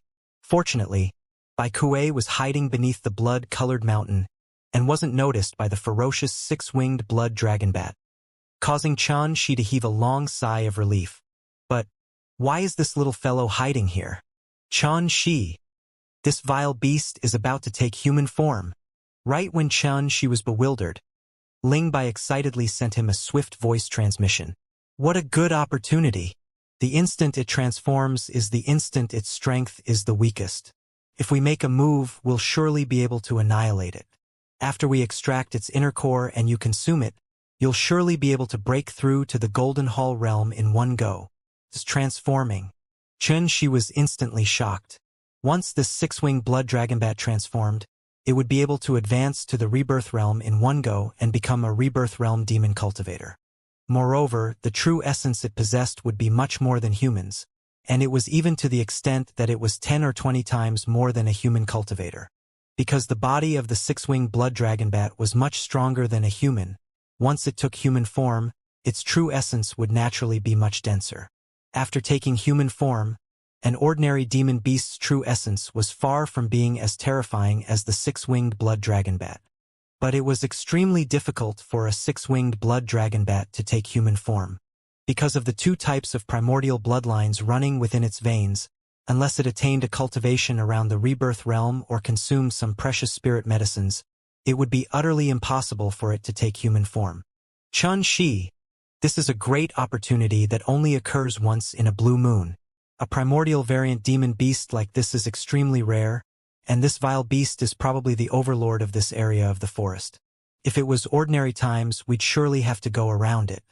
But now, it's about to overcome its tribulation to take human form, and its strength will become exceedingly weak. We must seize this opportunity to hunt and kill it. Ling Bai started to make noise once again, and he looked to be extremely covetous. All right, Xianxia slowly nodded. Indeed, the benefits of killing this six-winged blood dragon bat is extremely great. Moreover, not to mention its inner core, even its bones, wings, and fangs are equipment refinement treasures that are difficult to come by, and their value is shocking. Woo! Woo! Woo! Right at this moment, on the blood-colored mountain, the six-winged blood dragon bat abruptly howled into the sky, and the 6 pairs of blood-colored wings unfolded on its back. Boundless energy formed into vortexes as its sharp cry sounded out along with the wind, and it caused a chill to run down one's spine. Instantly, the originally clear sky became pitch black like ink, and there were even traces of lightning arcs flowing within the dark clouds as if it was accumulating energy. This 6-winged blood dragon bat had drawn the heavenly tribulation and had started to rely on the energy of the heavenly tribulation to take human form. It was the first time that Xianxia saw a demon beast take human form, and it was even a colossus like the 6-winged blood dragon bat, a primordial variant. Even from extremely far away, the waves of vast demonic chi and sanguinary aura caused one to feel a wave of fear, and accompanied by the long howl of the 6-winged blood dragon bat, the heaven and earth instantly fell into a state of whistling storms and raging hurricanes as terrifying cries filled the sky. If a hunter were to pass by at this time, he would probably be terrified to death. Before a creature developed intelligence, it could only be called a wild animal, and only by developing intelligence and understanding how to absorb the spirit energy of heaven and earth to accumulate true essence would it become a demon beast, a full-fledged demon. Wild animal and demon beast, 2 different levels, and it was like ordinary people and cultivators, a difference like that between heaven and earth. Cultivating after becoming a demon beast and overcoming the heavenly tribulation of transformation would allow the demon beast to take human form and sweep through the world while seeking the Tao, just like human cultivators. At this point, a demon beast would have become a demon cultivator. For example, the profound vision Old Turtle King and the Nine-Tailed Fox King were both formidable demon cultivators at the rebirth realm. But unlike ordinary demon beasts, it was extremely difficult for some primordial divine beasts and variant beasts to take human form, and some like Bai Kuei were even unable to take human form. This little fellow was a top auspicious beast born from the heaven and earth and possessed perfect intelligence, yet was unable to take human form for his entire life. This was the restraints of the Heaven Tao's laws, and it existed in every corner of the heaven and earth. At this moment, the six-winged blood dragon bat was at the eye of the storm, and above it was a ball of exceedingly dazzling lighting arcs converged together that crackled as they emitted a terrifying aura that caused one's heart to palpitate. Woo! The six-winged blood dragon bat roared into the sky. The ghastly fangs within its bloody mouth were 3 m long and extremely sharp. The consequences of being bitten by it were obvious. If these fangs were to fall into the hands of an equipment refiner and tempered with a cauldron, it was even able to be refined into top-grade profound-rank flying swords. After such an enormous six-winged blood dragon bat took human form, to what extent would its strength be? She was over 5 meters away and was able to feel that the true essence of this vile beast was at least stronger than him by no less than 10 times, and it was exceedingly astonishing. Shit! Chun-Shi, there are people approaching here, and their auras are extremely strong. Looks like it's not only us who are hunting for this vile beast's inner core. Ling Bai seemed to have noticed something, and his face sank instantly as he spoke swiftly. As soon as Ling Bai finished speaking, Chun-Shi's divine perception noticed that there were 2 figures rapidly approaching from the extremely far away. Their movement technique was like a bolt of lightning, and it was only an instant before they'd arrived before the blood-colored mountain and silently concealed themselves. But this was normal as well. The commotion caused by the six-winged blood dragon bat was too great, and it was impossible to not draw the attention of others.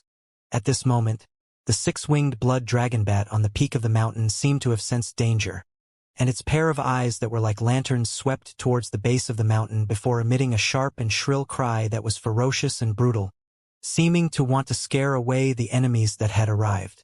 However, this type of intimidation is utterly useless, as anyone was able to perceive that it was at the critical moment of its transformation now.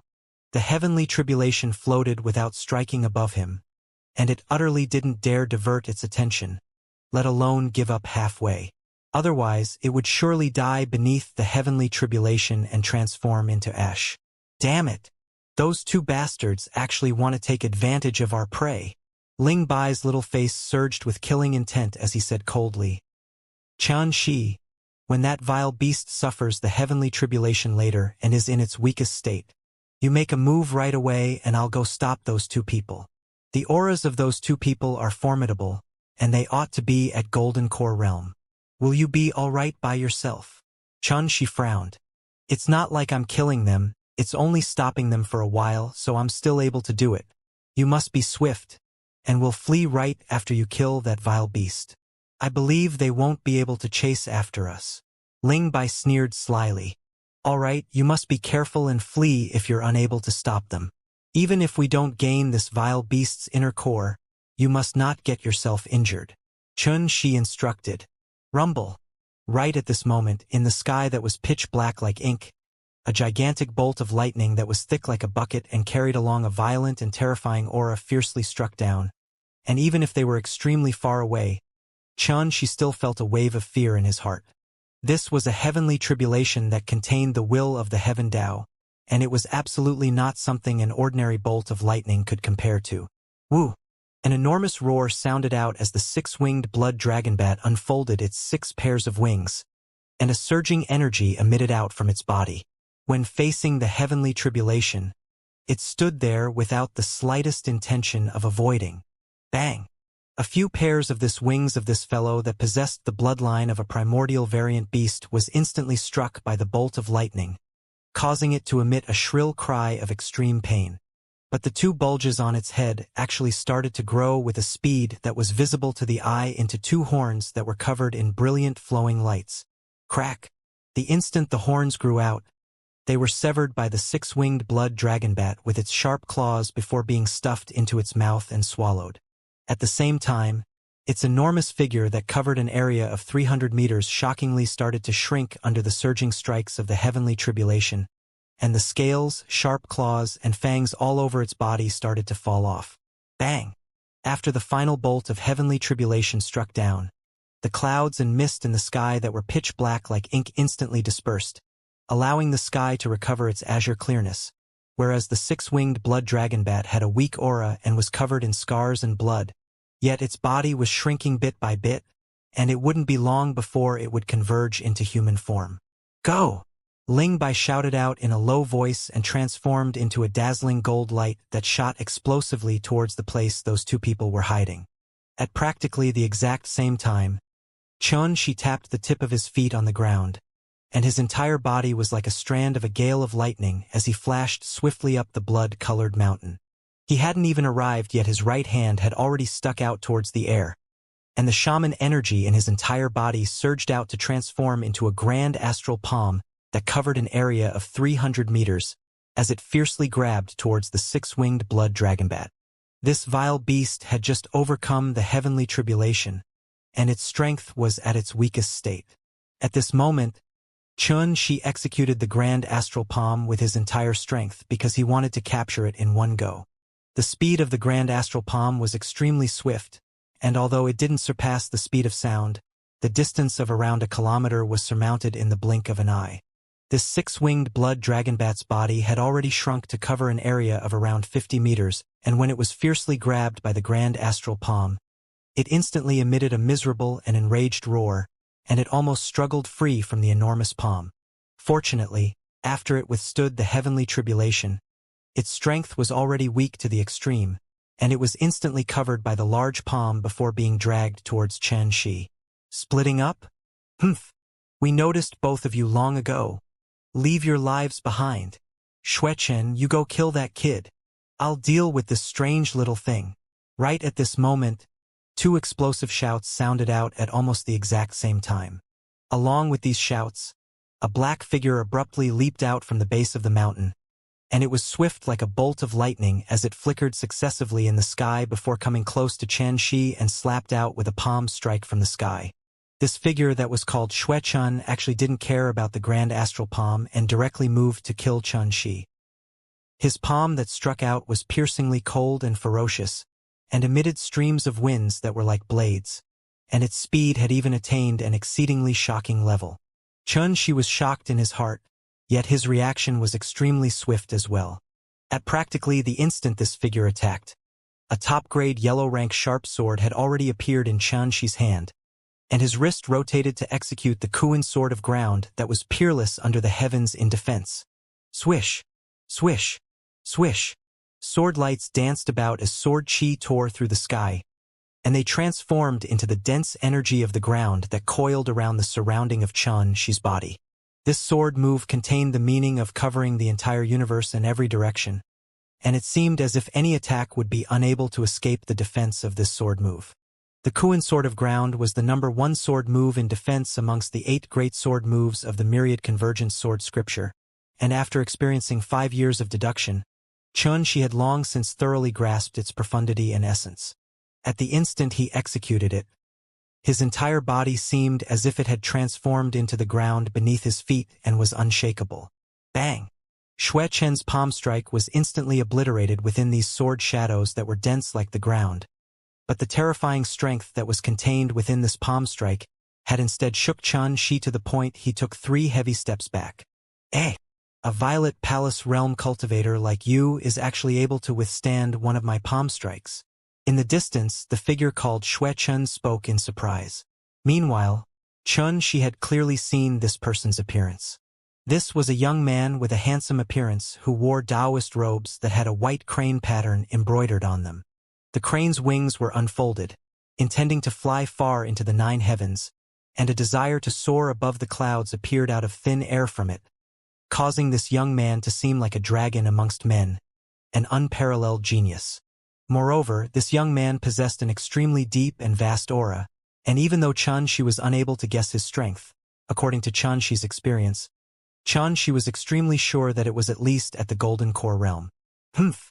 I only used 50% of my strength earlier. You don't have to feel lucky, as you're dead today without a doubt. Xuechen glanced at Xianxia, and his gaze was like a king that looked down on all life, superior and filled with aggressiveness.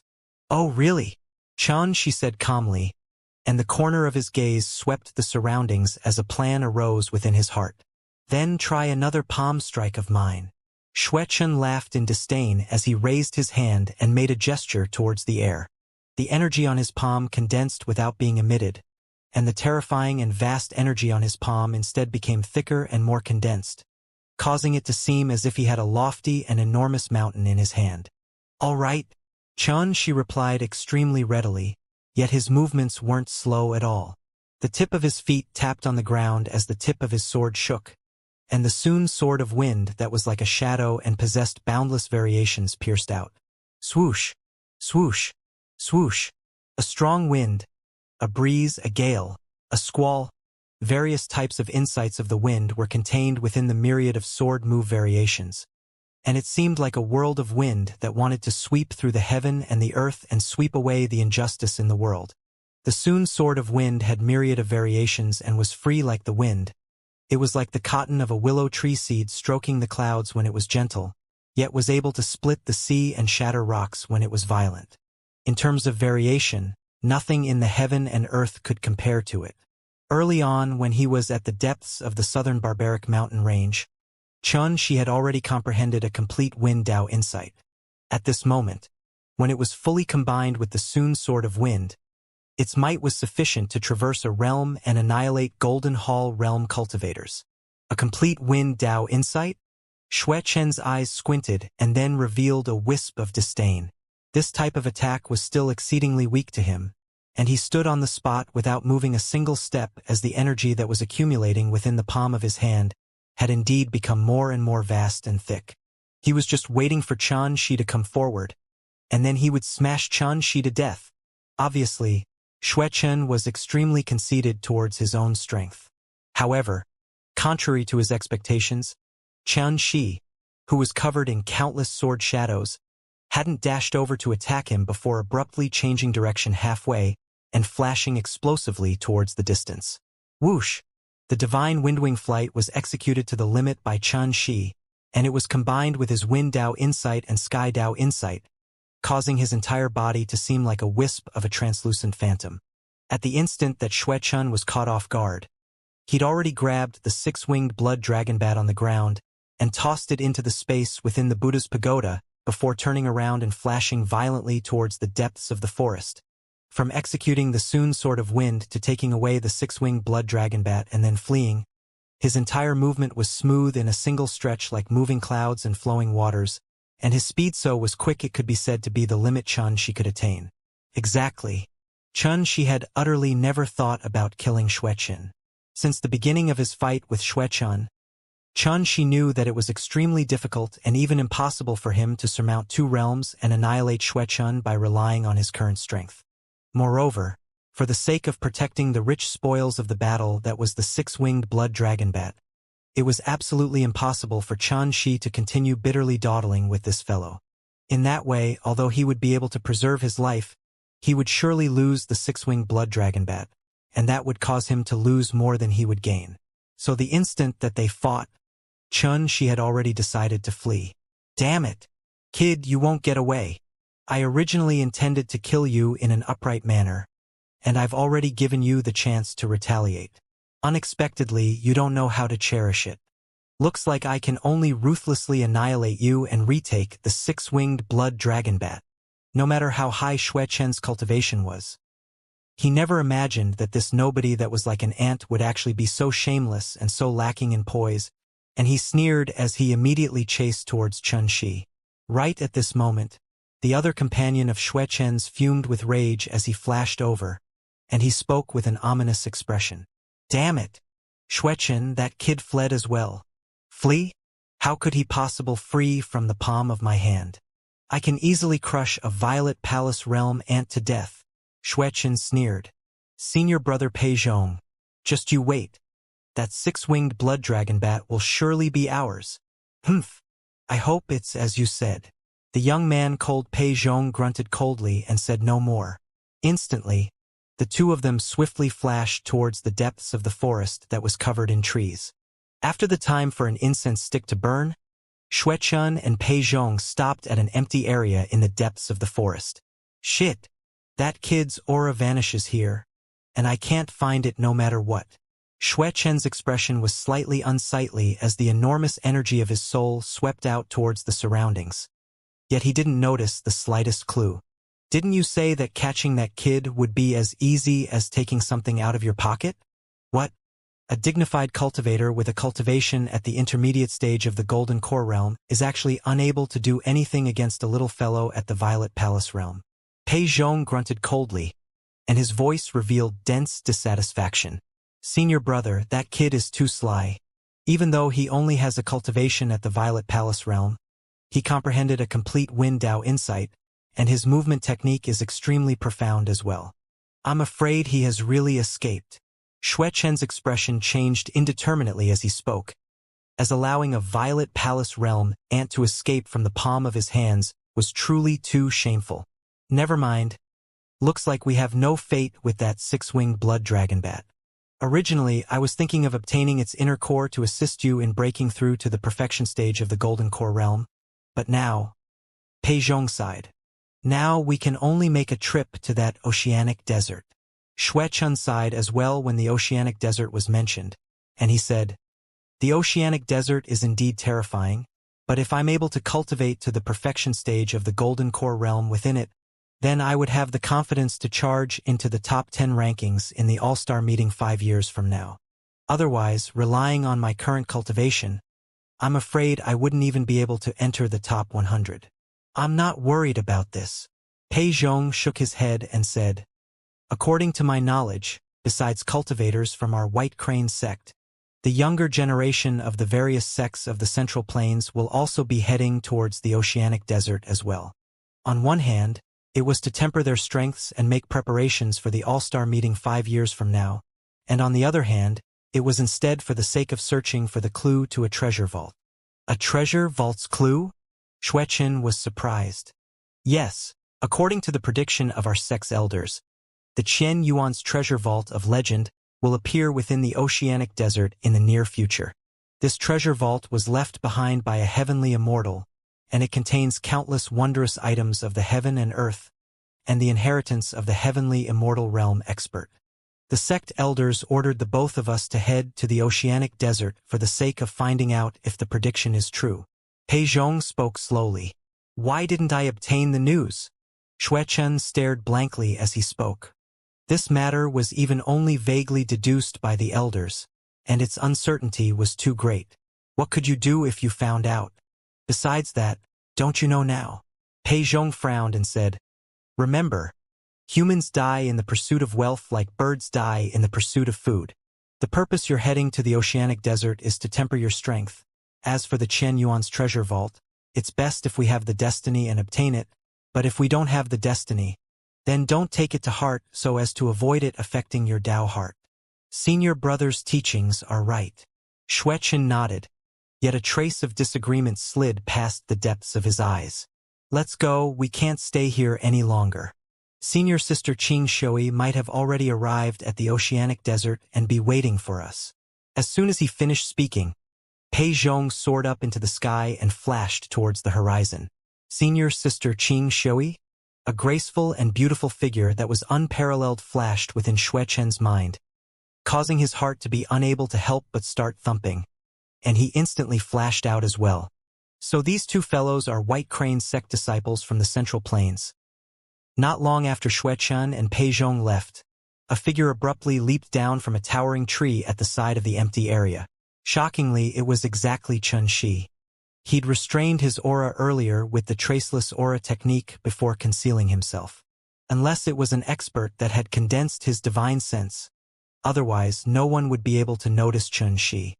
It was precisely because of this that he was able to escape the search of the two Golden Core realm cultivators, Xuechun and Pei Zhong. Hiding on the tree also allowed Chun Shi to clearly hear the conversation between Xuechun and Pei Zhong, and he couldn't help but feel speechless in his heart as he thought.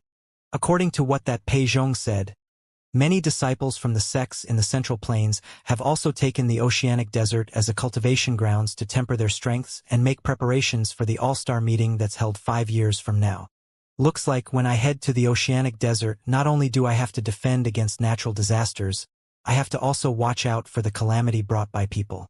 Most interesting to Xianxia was that there actually was a treasure vault left behind by a heavenly immortal that was about to appear in the oceanic desert. If this news is true, then perhaps I can go there in the hopes of bumping into the fortune of immortals? Xianxia could be said to have been looking forward towards things like trying his own luck and finding the fortune of immortals for a long time. When he annihilated Su Lang at the Sword Tomb Nirvana realm, he'd obtained a boundless secret realm discovering Pearl from Su Lang, and it was able to break open the spatial walls of places like secret realms and abodes. After so many years, he'd never used it a single time, and it caused him to feel extremely regretful. Those two fellows have left? Ling Bai leaped out from the Buddha's pagoda, and he patted his little belly as he let out a resounding burp. Xianxia nodded, and then he realized something and cried out involuntarily. You wouldn't have eaten the 6-winged blood dragon bat, right? Ling Bai nodded. It was an extremely delicious feast. I'm already almost drunk from the spirit energy contained within it. This won't do. I have to go back and cultivate and strive to advance to the golden core realm. The corners of Xianxia's mouth twitched fiercely, and he was extremely regretful in his heart. That was a primordial variant beast that had overcome the heavenly tribulation and had almost taken human form, an existence that was comparable to a rebirth realm cultivator. Yet it was actually completely eaten by this fellow. You're angry. Ling Bai blinked his eyes. Xianxia said with an expressionless face. What do you think? Do you intend to not roast meat for me anymore? Ling Bai followed up. Xianxia still had an expressionless face as he said, What do you think? I'm kidding. I kept that vile beast's inner core for you. Why aren't you speaking? In the future, don't play this kind of joke with me. Xianxia's voice seemed as if it was squeezed out from the cracks of his teeth, and he glared fiercely at this little fellow that learned everything but things that were good. Ling Bai grinned as he flipped his palm, and an inner core had already appeared on it.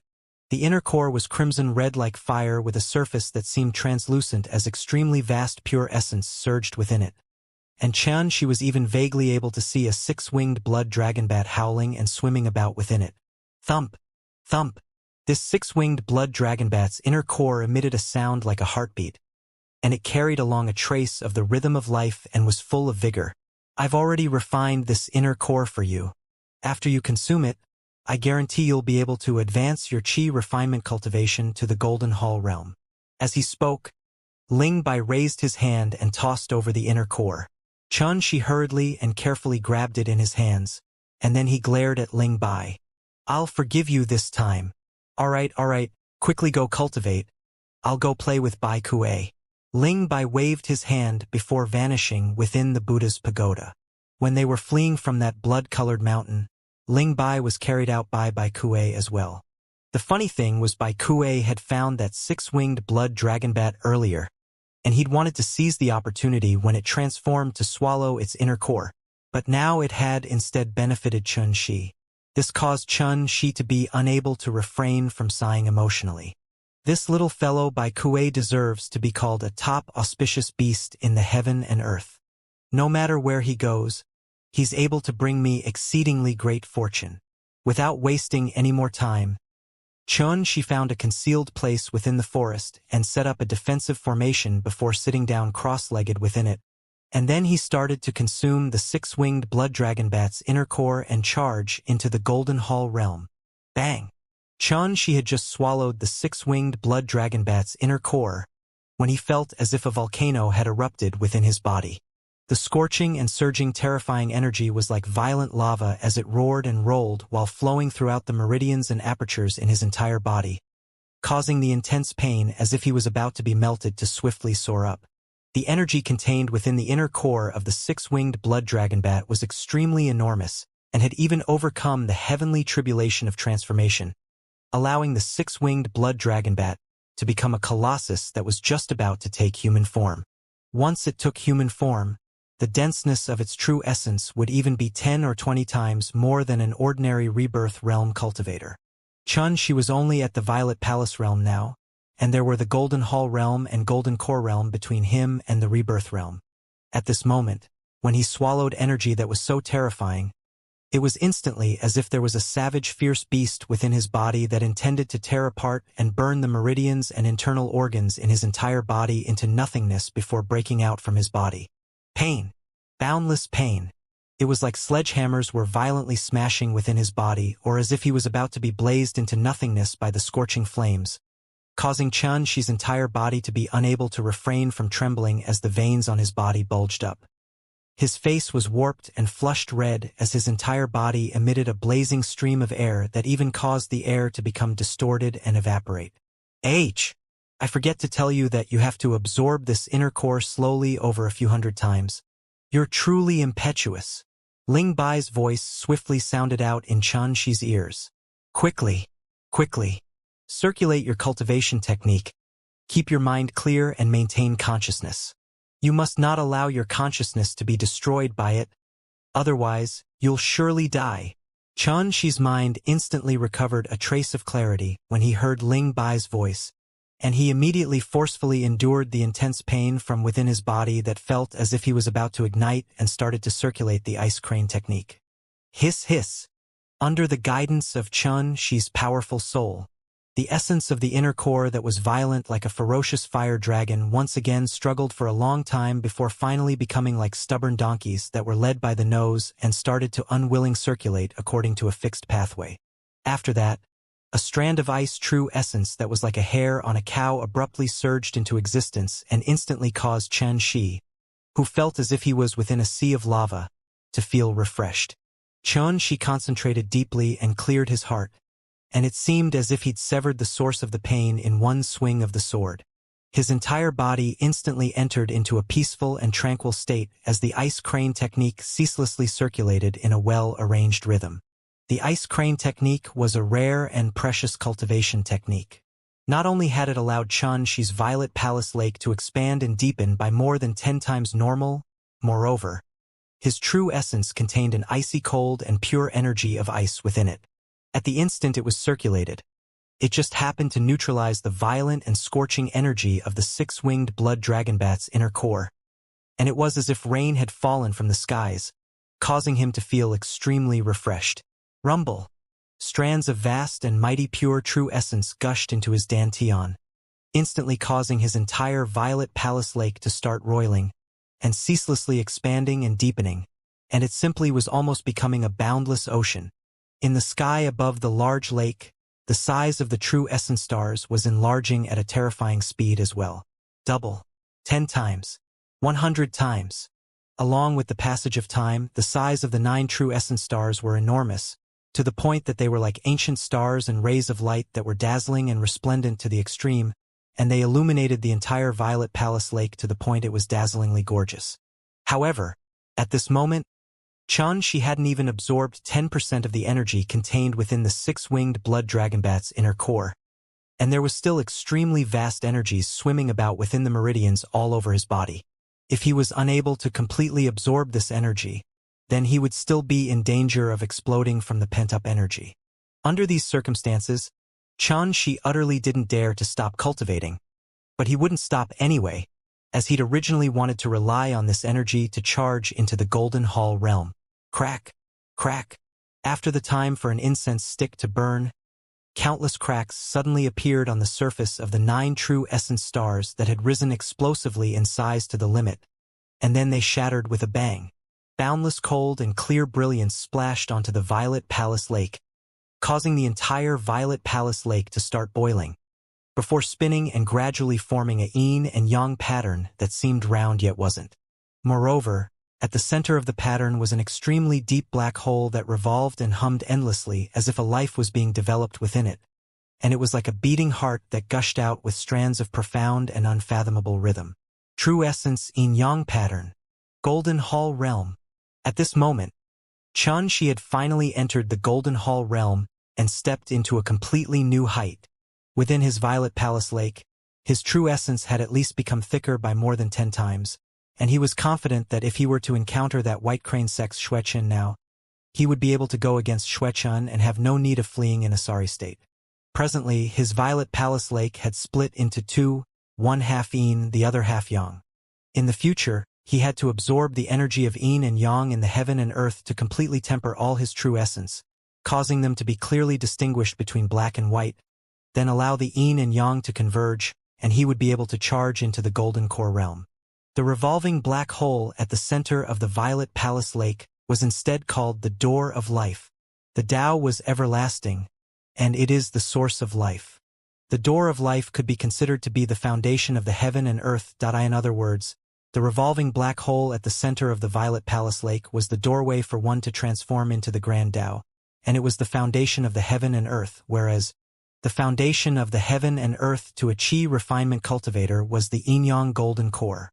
That is to say, the so-called charging into the golden core realm was to develop a golden core that blended yin and yang together while promoting the generation of spirit and essence from the door of life. But when one arrived at the golden core realm from the golden hall realm, the yin and yang qi that was required to be accumulated was unbelievable. Moreover, there were different qualities of yin and yang qi. Yin and yang qi of superb quality were able to provide a 50% increase in success rate when condensing a golden core, whereas yin and yang qi of inferior quality were probably forever unable to support the condensation of a golden core. This was precisely the reason why Xianxia wanted to head to the oceanic desert. So long as he found the place in the oceanic desert that was filled with nine-yang profound qi, he would be able to fully temper all the true essence in his body in one go and attain the state of extreme yang opening.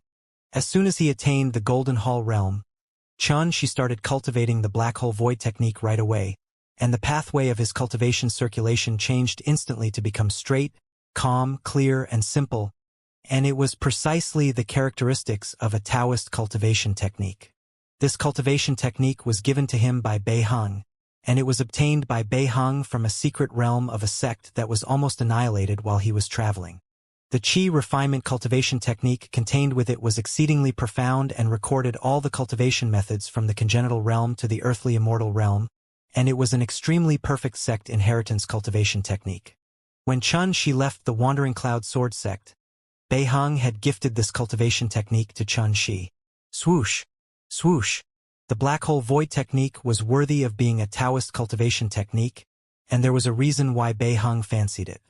The instant Xianxia circulated this cultivation technique, the energy of the six-winged blood dragon bat's inner core that remained within his body was instantly like tamed sheep as it circulated through the meridians and apertures all over his body before transforming into a flowing stream that gushed into his dantian.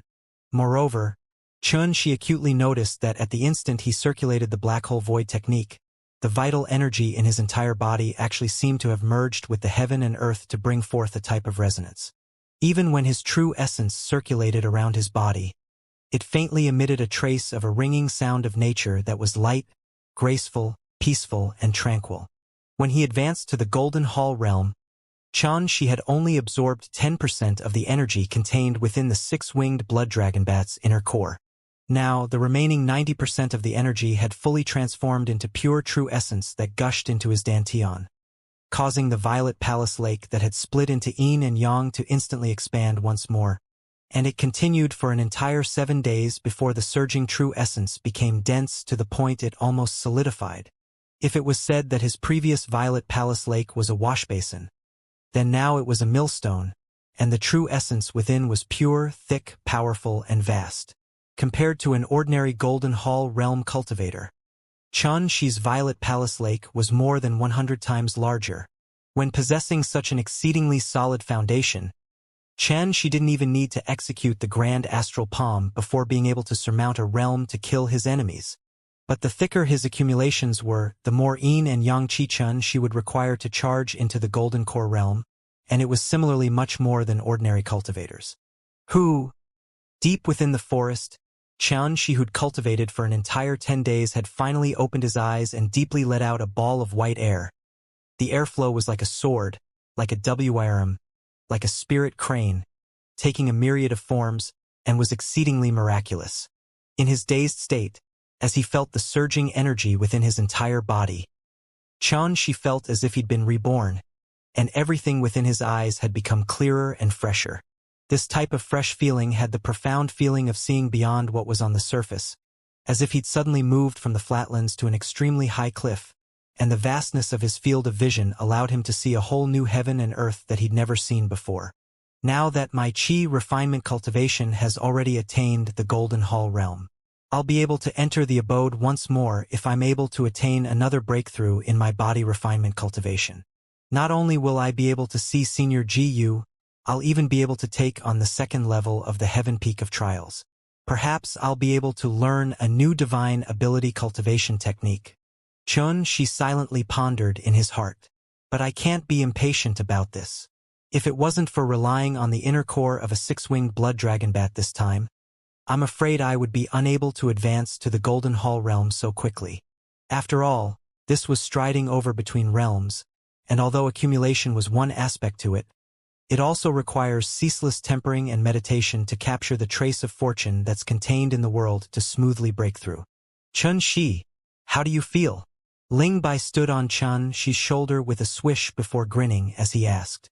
Xianxia glared angrily at him. You clearly knew that the energy within that inner core was extremely terrifying. Yet why didn't you tell me beforehand? You caused me to have an awfully hard time. Danger, danger. If there's no danger, then where would fortune come from? Ling Bai spread out his hands in a questioning gesture. Let's go. Besides spirit liquid, everything else within the Buddha's pagoda has been cleaned out. You have to quickly gather more, otherwise, we'll be poor as beggars. Xianxia was stunned and stared blankly as he said, I remember that when we left the Wandering Cloud Sword Sect, Big Brother Beihang, Taoist Wenxian, Ling Kongzi, and the others had all given my many medicinal pills. Yes, all of them have been cleaned out. Ling Bai's expression remained unchanged as he interrupted. You don't have to feel pained. With the energy of these treasures, my cultivation now is already on par with Golden Core Realm cultivators. My presence is undoubtedly like a gold medal fighter at your side, and it's worth the price. If you didn't advance in cultivation, I'd surely give you a beating. Xianxia shook his head helplessly, but he wasn't so pained about it in his heart. The treasures within the Buddha's trial pagoda had been prepared for the two little fellows in the first place. As for the octagonal containment bottle, the boundless secret realm discovering pearl, the netherworld register, the condemn evil brush and other precious treasures like them, he'd hid all of them and was completely not worried that these two little gluttons would squander them. After all, the Buddha's pagoda had an entire 8 layers, and every single layer was a small world, so it was extremely easy for Xianxia to hide some things. Xianxia, Ling Bai spoke once more. Huh? Is there something else? I want to eat roast meat. Xianxia glared ferociously at this insatiable little fellow that was getting more and more shameless. Yet in the end, he couldn't go against the little fellow's pitiable gaze and agreed to it. Of course, there was another extremely important reason. After he advanced to the Golden Hall realm, he needed to experience battles as well to properly temper his strength and completely master the entirely new strength of his. After all, a true expert couldn't be steeled and tempered by sitting on the spot and cultivating for a few tens or few hundreds of years. 2 months later, a figure stood ramrod straight like a spear on a towering tree, and his gaze looked far towards the end of the luxuriant and boundless sea of trees with brows that were knit tightly together and a heavy mood. This figure was naturally Xianxia. During these 2 months, he'd experienced a few tens of desperate battles, and practically every day was passed by fighting and killing demon beasts. Although he couldn't be said to be extremely dangerous, this type of frequent battles and killing had caused his combat experience to be more and more abundant, and he was already able to exert the entire might of the Golden Hall realm. At this moment, his long hair hung loosely on his shoulder, his figure even more wispy and extraordinary, and his pair of deep and clear eyes occasionally flashed with a trace of a fierce and sharp light that made him seem extremely cold and murderous, causing others to not dare come close to him. Exactly what place is this? The spirit energy of the heaven and earth is so abundant, yet I'm actually unable to fly in the air? Xianxia leaped down from the top of the tree, and his frown grew deeper as he looked at everything in his surroundings. This place looked to be an extremely old and vast primeval forest, and every corner of it was filled with spirit energy of the heaven and the earth that was copious to the extreme. This spirit energy was dense to the point of transforming into strands and threads of milky white mist, and they drifted all around to cause the scene in the surroundings to be faintly visible, as if they were an illusion. Moreover, even the most ordinary weed amongst the plants in this place contained abundant spirit energy, possessed very large leaves and thick roots, and they were more than 10 times larger than weeds that were ordinarily seen. She had once seen the most ordinary orchid actually grow to be over 30 meters in height, and it simply was soon to gain intelligence. All of these weren't important. The important thing was that this ancient forest was covered in the corpses and bones of wild animals, and there was no lack of some extremely formidable demon beast skeletons amongst them, causing it to be an extremely terrifying and tragic scene. All in all, this was a forest with exceedingly copious spirit energy and flourishing plants, yet concealed beneath its beautiful appearance was ferociousness, brutality, and fatal killing intent. This ought to be a forbidden area, or perhaps it was set up by an expert from a long time ago. So long as the spirit energy of heaven and earth doesn't disperse, the restrictions in his place will be able to circulate eternally. I'm afraid we've been trapped within it now. Ling Bai nodded as he spoke, yet his expression was much more relaxed than Xianxia. If I knew earlier, I ought to have journeyed through the sky. Xianxia sighed. Since we're here, we may as well stay and make the best of it. Could it be that you didn't notice that there are many precious treasures of the heaven and earth growing here? There are even many that have become extinct since long ago, like the purple shade dragon mist herb, the clouding divine ironwood. All of these are great treasures for refining pills and refining equipment. This place is simply a natural treasure trove. If we don't fiercely plunder it, then we'd really have let ourselves down. Ling Bai grinned. All right, we'll gather as we go. She was greatly moved as well. The spirit energy here was dense to the point of transforming into mist, and the spirit herbs and spirit plants developed within it would naturally contain some existences that were precious treasures of the heaven and earth. Not only could they be exchanged for spirit liquid, they could also be used for himself, and gathering them was killing two birds with one stone. Being within the forbidden area caused them to be unable to flee, causing Xianxia and Ling Bai to already have to way of retreat, and they could only continue forward. All along the way, they would gather up any rare material that they saw, and they moved forward neither swiftly nor slowly, as it was for the sake of preventing any mishaps from occurring due to their speed being too swift. After all, the ground here was covered into dense bones of demon beasts, and there was surely a reason for their death. After moving forward for around the time for an incense stick to burn, the two of them finally had a new discovery. The place they'd stopped was actually within a crack of a cavern. Above them was endless pitch-black rocks. Beneath them was a ground covered in jagged rocks of peculiar shapes, and it was as if they were deep beneath the ground with surroundings that were completely dim and cold. Before them was a crack that could accommodate a single person to pass through, and it was immeasurably deep. A strand of cold wind that carried along pure and thick spirit energy blew out from it. Yet there was also a trace of a dense aura of death and blood. There's a draft. She couldn't help but feel a trace of delight, as the presence of a draft showed that this crack ought to be connected to the outside world. We have to be slightly careful. The aura of death that's coming from that crack isn't ordinary. Ling Bai's expression was serious as he spoke. He cultivated the Nirvana sword Dao that was neither of death or rebirth and was completely clean, causing him to be extremely sensitive to auras like this. She nodded and held his sword in his hand before walking into the crack. The more he walked in, the stronger the draft was, and at the end, She had no choice but to circulate his true essence to withstand the terrifying strength of the draft, causing his expression to become serious as well. After all, he'd comprehended a complete Wind Dao insight, yet was actually unable to walk freely through this crack, and this was simply an unbelievable incident. Wait, this is profound balance heavy iron. Ling Bai suddenly exclaimed out in surprise, and he leaped off from Xi's shoulder to practically lay on the ground as his hands grabbed tightly onto a pitch-black rock. This stone that Ling Bai called a profound balance heavy iron was only the size of a goose egg and completely smooth, and it was like a cobblestone that was ordinarily seen. Yet She couldn't help but instantly feel curious when he saw Ling Bai's appearance that seemed as if he'd obtained a precious treasure. Could it be that this thing is a rare treasure as well? What is this thing? Xianxia squatted down and stretched out his hand to grab it. However, to his shock, he was actually unable to pick up an inconspicuous little stone. Heavy. Xianxia exerted extremely great effort before finally being able to pick up this metal that was like a stone. At the instant it entered into his hand, it was as if he was holding up a small mountain that weighed 50,000 kilograms, and it caused him to have no choice but to utilize his shaman energy before being able to firmly grasp it in his hand.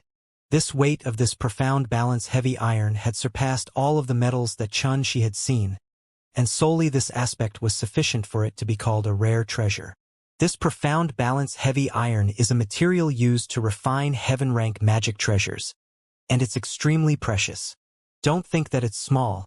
If it's mixed into a flying sword, it would at least cause the might of the flying sword to rise explosively by 20%. Ling Bai leaped up to descend onto Xianxia's palm before looking at it as he shook his head and sighed. Unless I attain the rebirth realm, otherwise, I'm unable to eat it right now. Alas, what a pity. Eat. Xianxia's heart shook.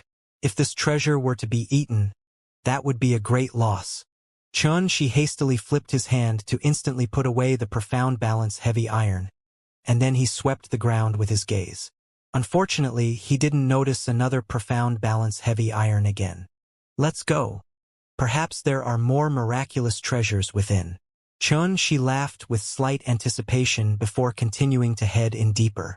However, Xianxia didn't walk for long before stopping suddenly, and Ling Bai said in surprise and bewilderment, "What's wrong? There's something approaching." Xianxia was just speaking when his expression abruptly went slightly grim. Shit, it seems to have noticed us. What a swift speed. At practically the instant he finished speaking, Ling Bai's pupils abruptly constricted, and he firmly locked onto a black that was swiftly enlarging ahead. Swift.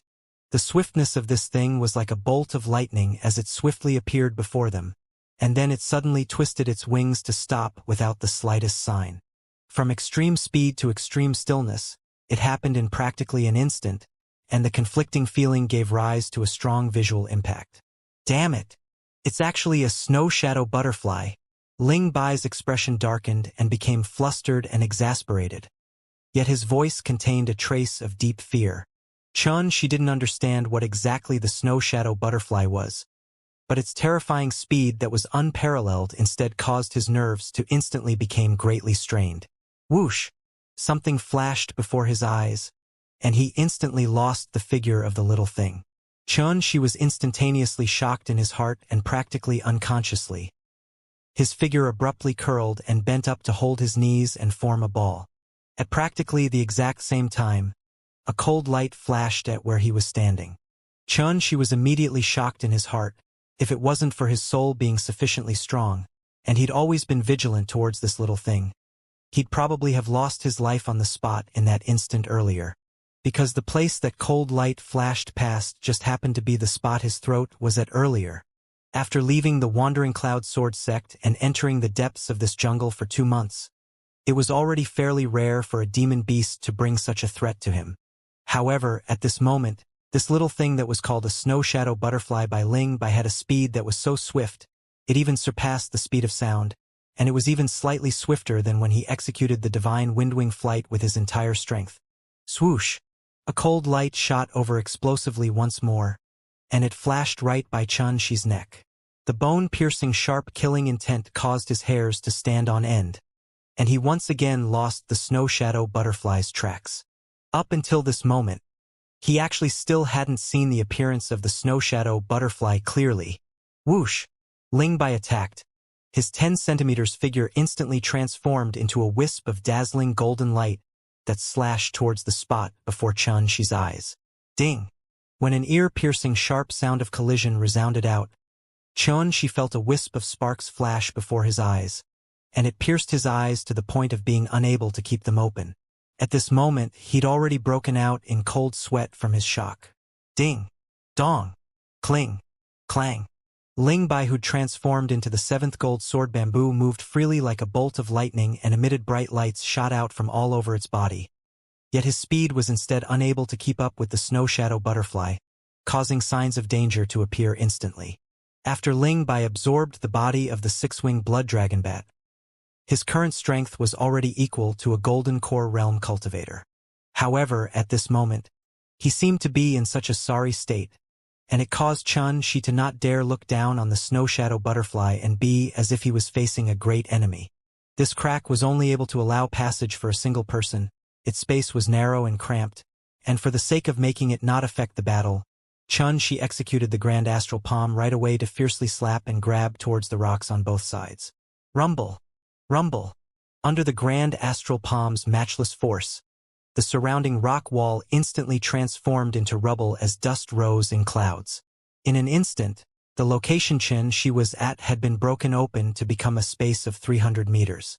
But his way of retreat had already been completely closed off because it had already been filled with rubble. At the same time, Xianxia's mind was unprecedentedly concentrated as the vast energy of his divine perception covered out as he tried his best to search for that wisp of afterimage that was difficult to catch. Perhaps it was because of his mind being concentrated, or perhaps it was under the stimulation of danger. The energy of Xianxia's divine perception was actually barely able to follow the speed of this snow shadow butterfly. At this moment, he'd clearly seen that this snow shadow butterfly was only palm size and completely snow white. Its wings thin to the point it was almost translucent, and the edges of its wings were sharp like blades and suffused with a metallic sheen. Its pair of antennae that were fine like hair lightly swayed as its figure vanished swiftly like a ghost. Its speed was truly too swift. Even if Xianxia was barely able to follow its speed, he was still unable to attack it, as this snow shadow was simply a king of extraordinary speed. Xianxia didn't dare hesitate in the slightest, and in fact, the situation didn't allow him to hesitate in the slightest. This snow shadow butterfly was able to attack a few tens of time as every breath of time passed, and an attack rate like this had already deeply threatened the lives of Ling Bai and himself. DUI Sword of Marsh. Instantly, countless cold sword shadows took form as the sharp sword energy crisscrossed both horizontally and vertically to form an image. In the image, marshes covered the entire area, slowly flowing as they emitted a strand of slow and thick energy that was like glue that caused everything to slow down and become sluggish. The sky, the space, the surroundings, everything at the scene seemed to have fallen into a marsh, being glued and slowed, and so long as one fell into it, the person would surely be minced into nothingness by the countless sword lights. The DUI trigram represented marsh, and the DUI sort of marsh slowed everything down with the sticky energy of water, causing others to be as if fallen into a marsh and unable to struggle free nor resist it, and in the end, they would face extermination. Under the stimulation of his desire to live, the sword strike of Xianxia had already utilized his entire strength without holding back in the slightest, and the entire space was filled with sword images which reflected a marsh. Instantly, the snow shadow butterfly's figure appeared in the sky, seeming to have been grabbed by a shapeless hand, and it caused its speed to reduce greatly. It seemed to be exceedingly terrified, yet its pair of eyes instead emitted an awfully savage and ferocious gaze. Whoosh! A light sound was heard, and then the snow shadow butterfly was already torn into pieces and scattered all over the ground by Ling Bai. The two of them looked each other in the eyes, and both of them have an appearance of having a lingering fear in their hearts. We've finally killed this detestable little thing. Ling Bai let out a long sigh as he flew to the ground and picked up a pair of translucent wings that were suffused with a metallic sheen, and then he smiled. The snow shadow butterfly is a primordial variant. In the top 100 poisonous insect chart, it's the only insect without venom, yet is a formidable existence that's ranked at number 39. Its own strength isn't strong, yet its speed is matchlessly swift, and it's called the shadow assassin amongst demon beasts. All of this is because of this pair of wings, and it's an extremely rare treasure with immeasurable worth. The demon beast that's ranked number 39 is already so formidable? Xianxia gulped down a mouthful of saliva with slight difficulty. He was truly unable to imagine how formidable the poisonous insect that was ranked first would be. Ling Bai nodded, and then he seemed to have realized something and spoke as he stared blankly. I've forgotten to tell you something. Speak. The snow shadow butterfly is a demon beast that lives in groups.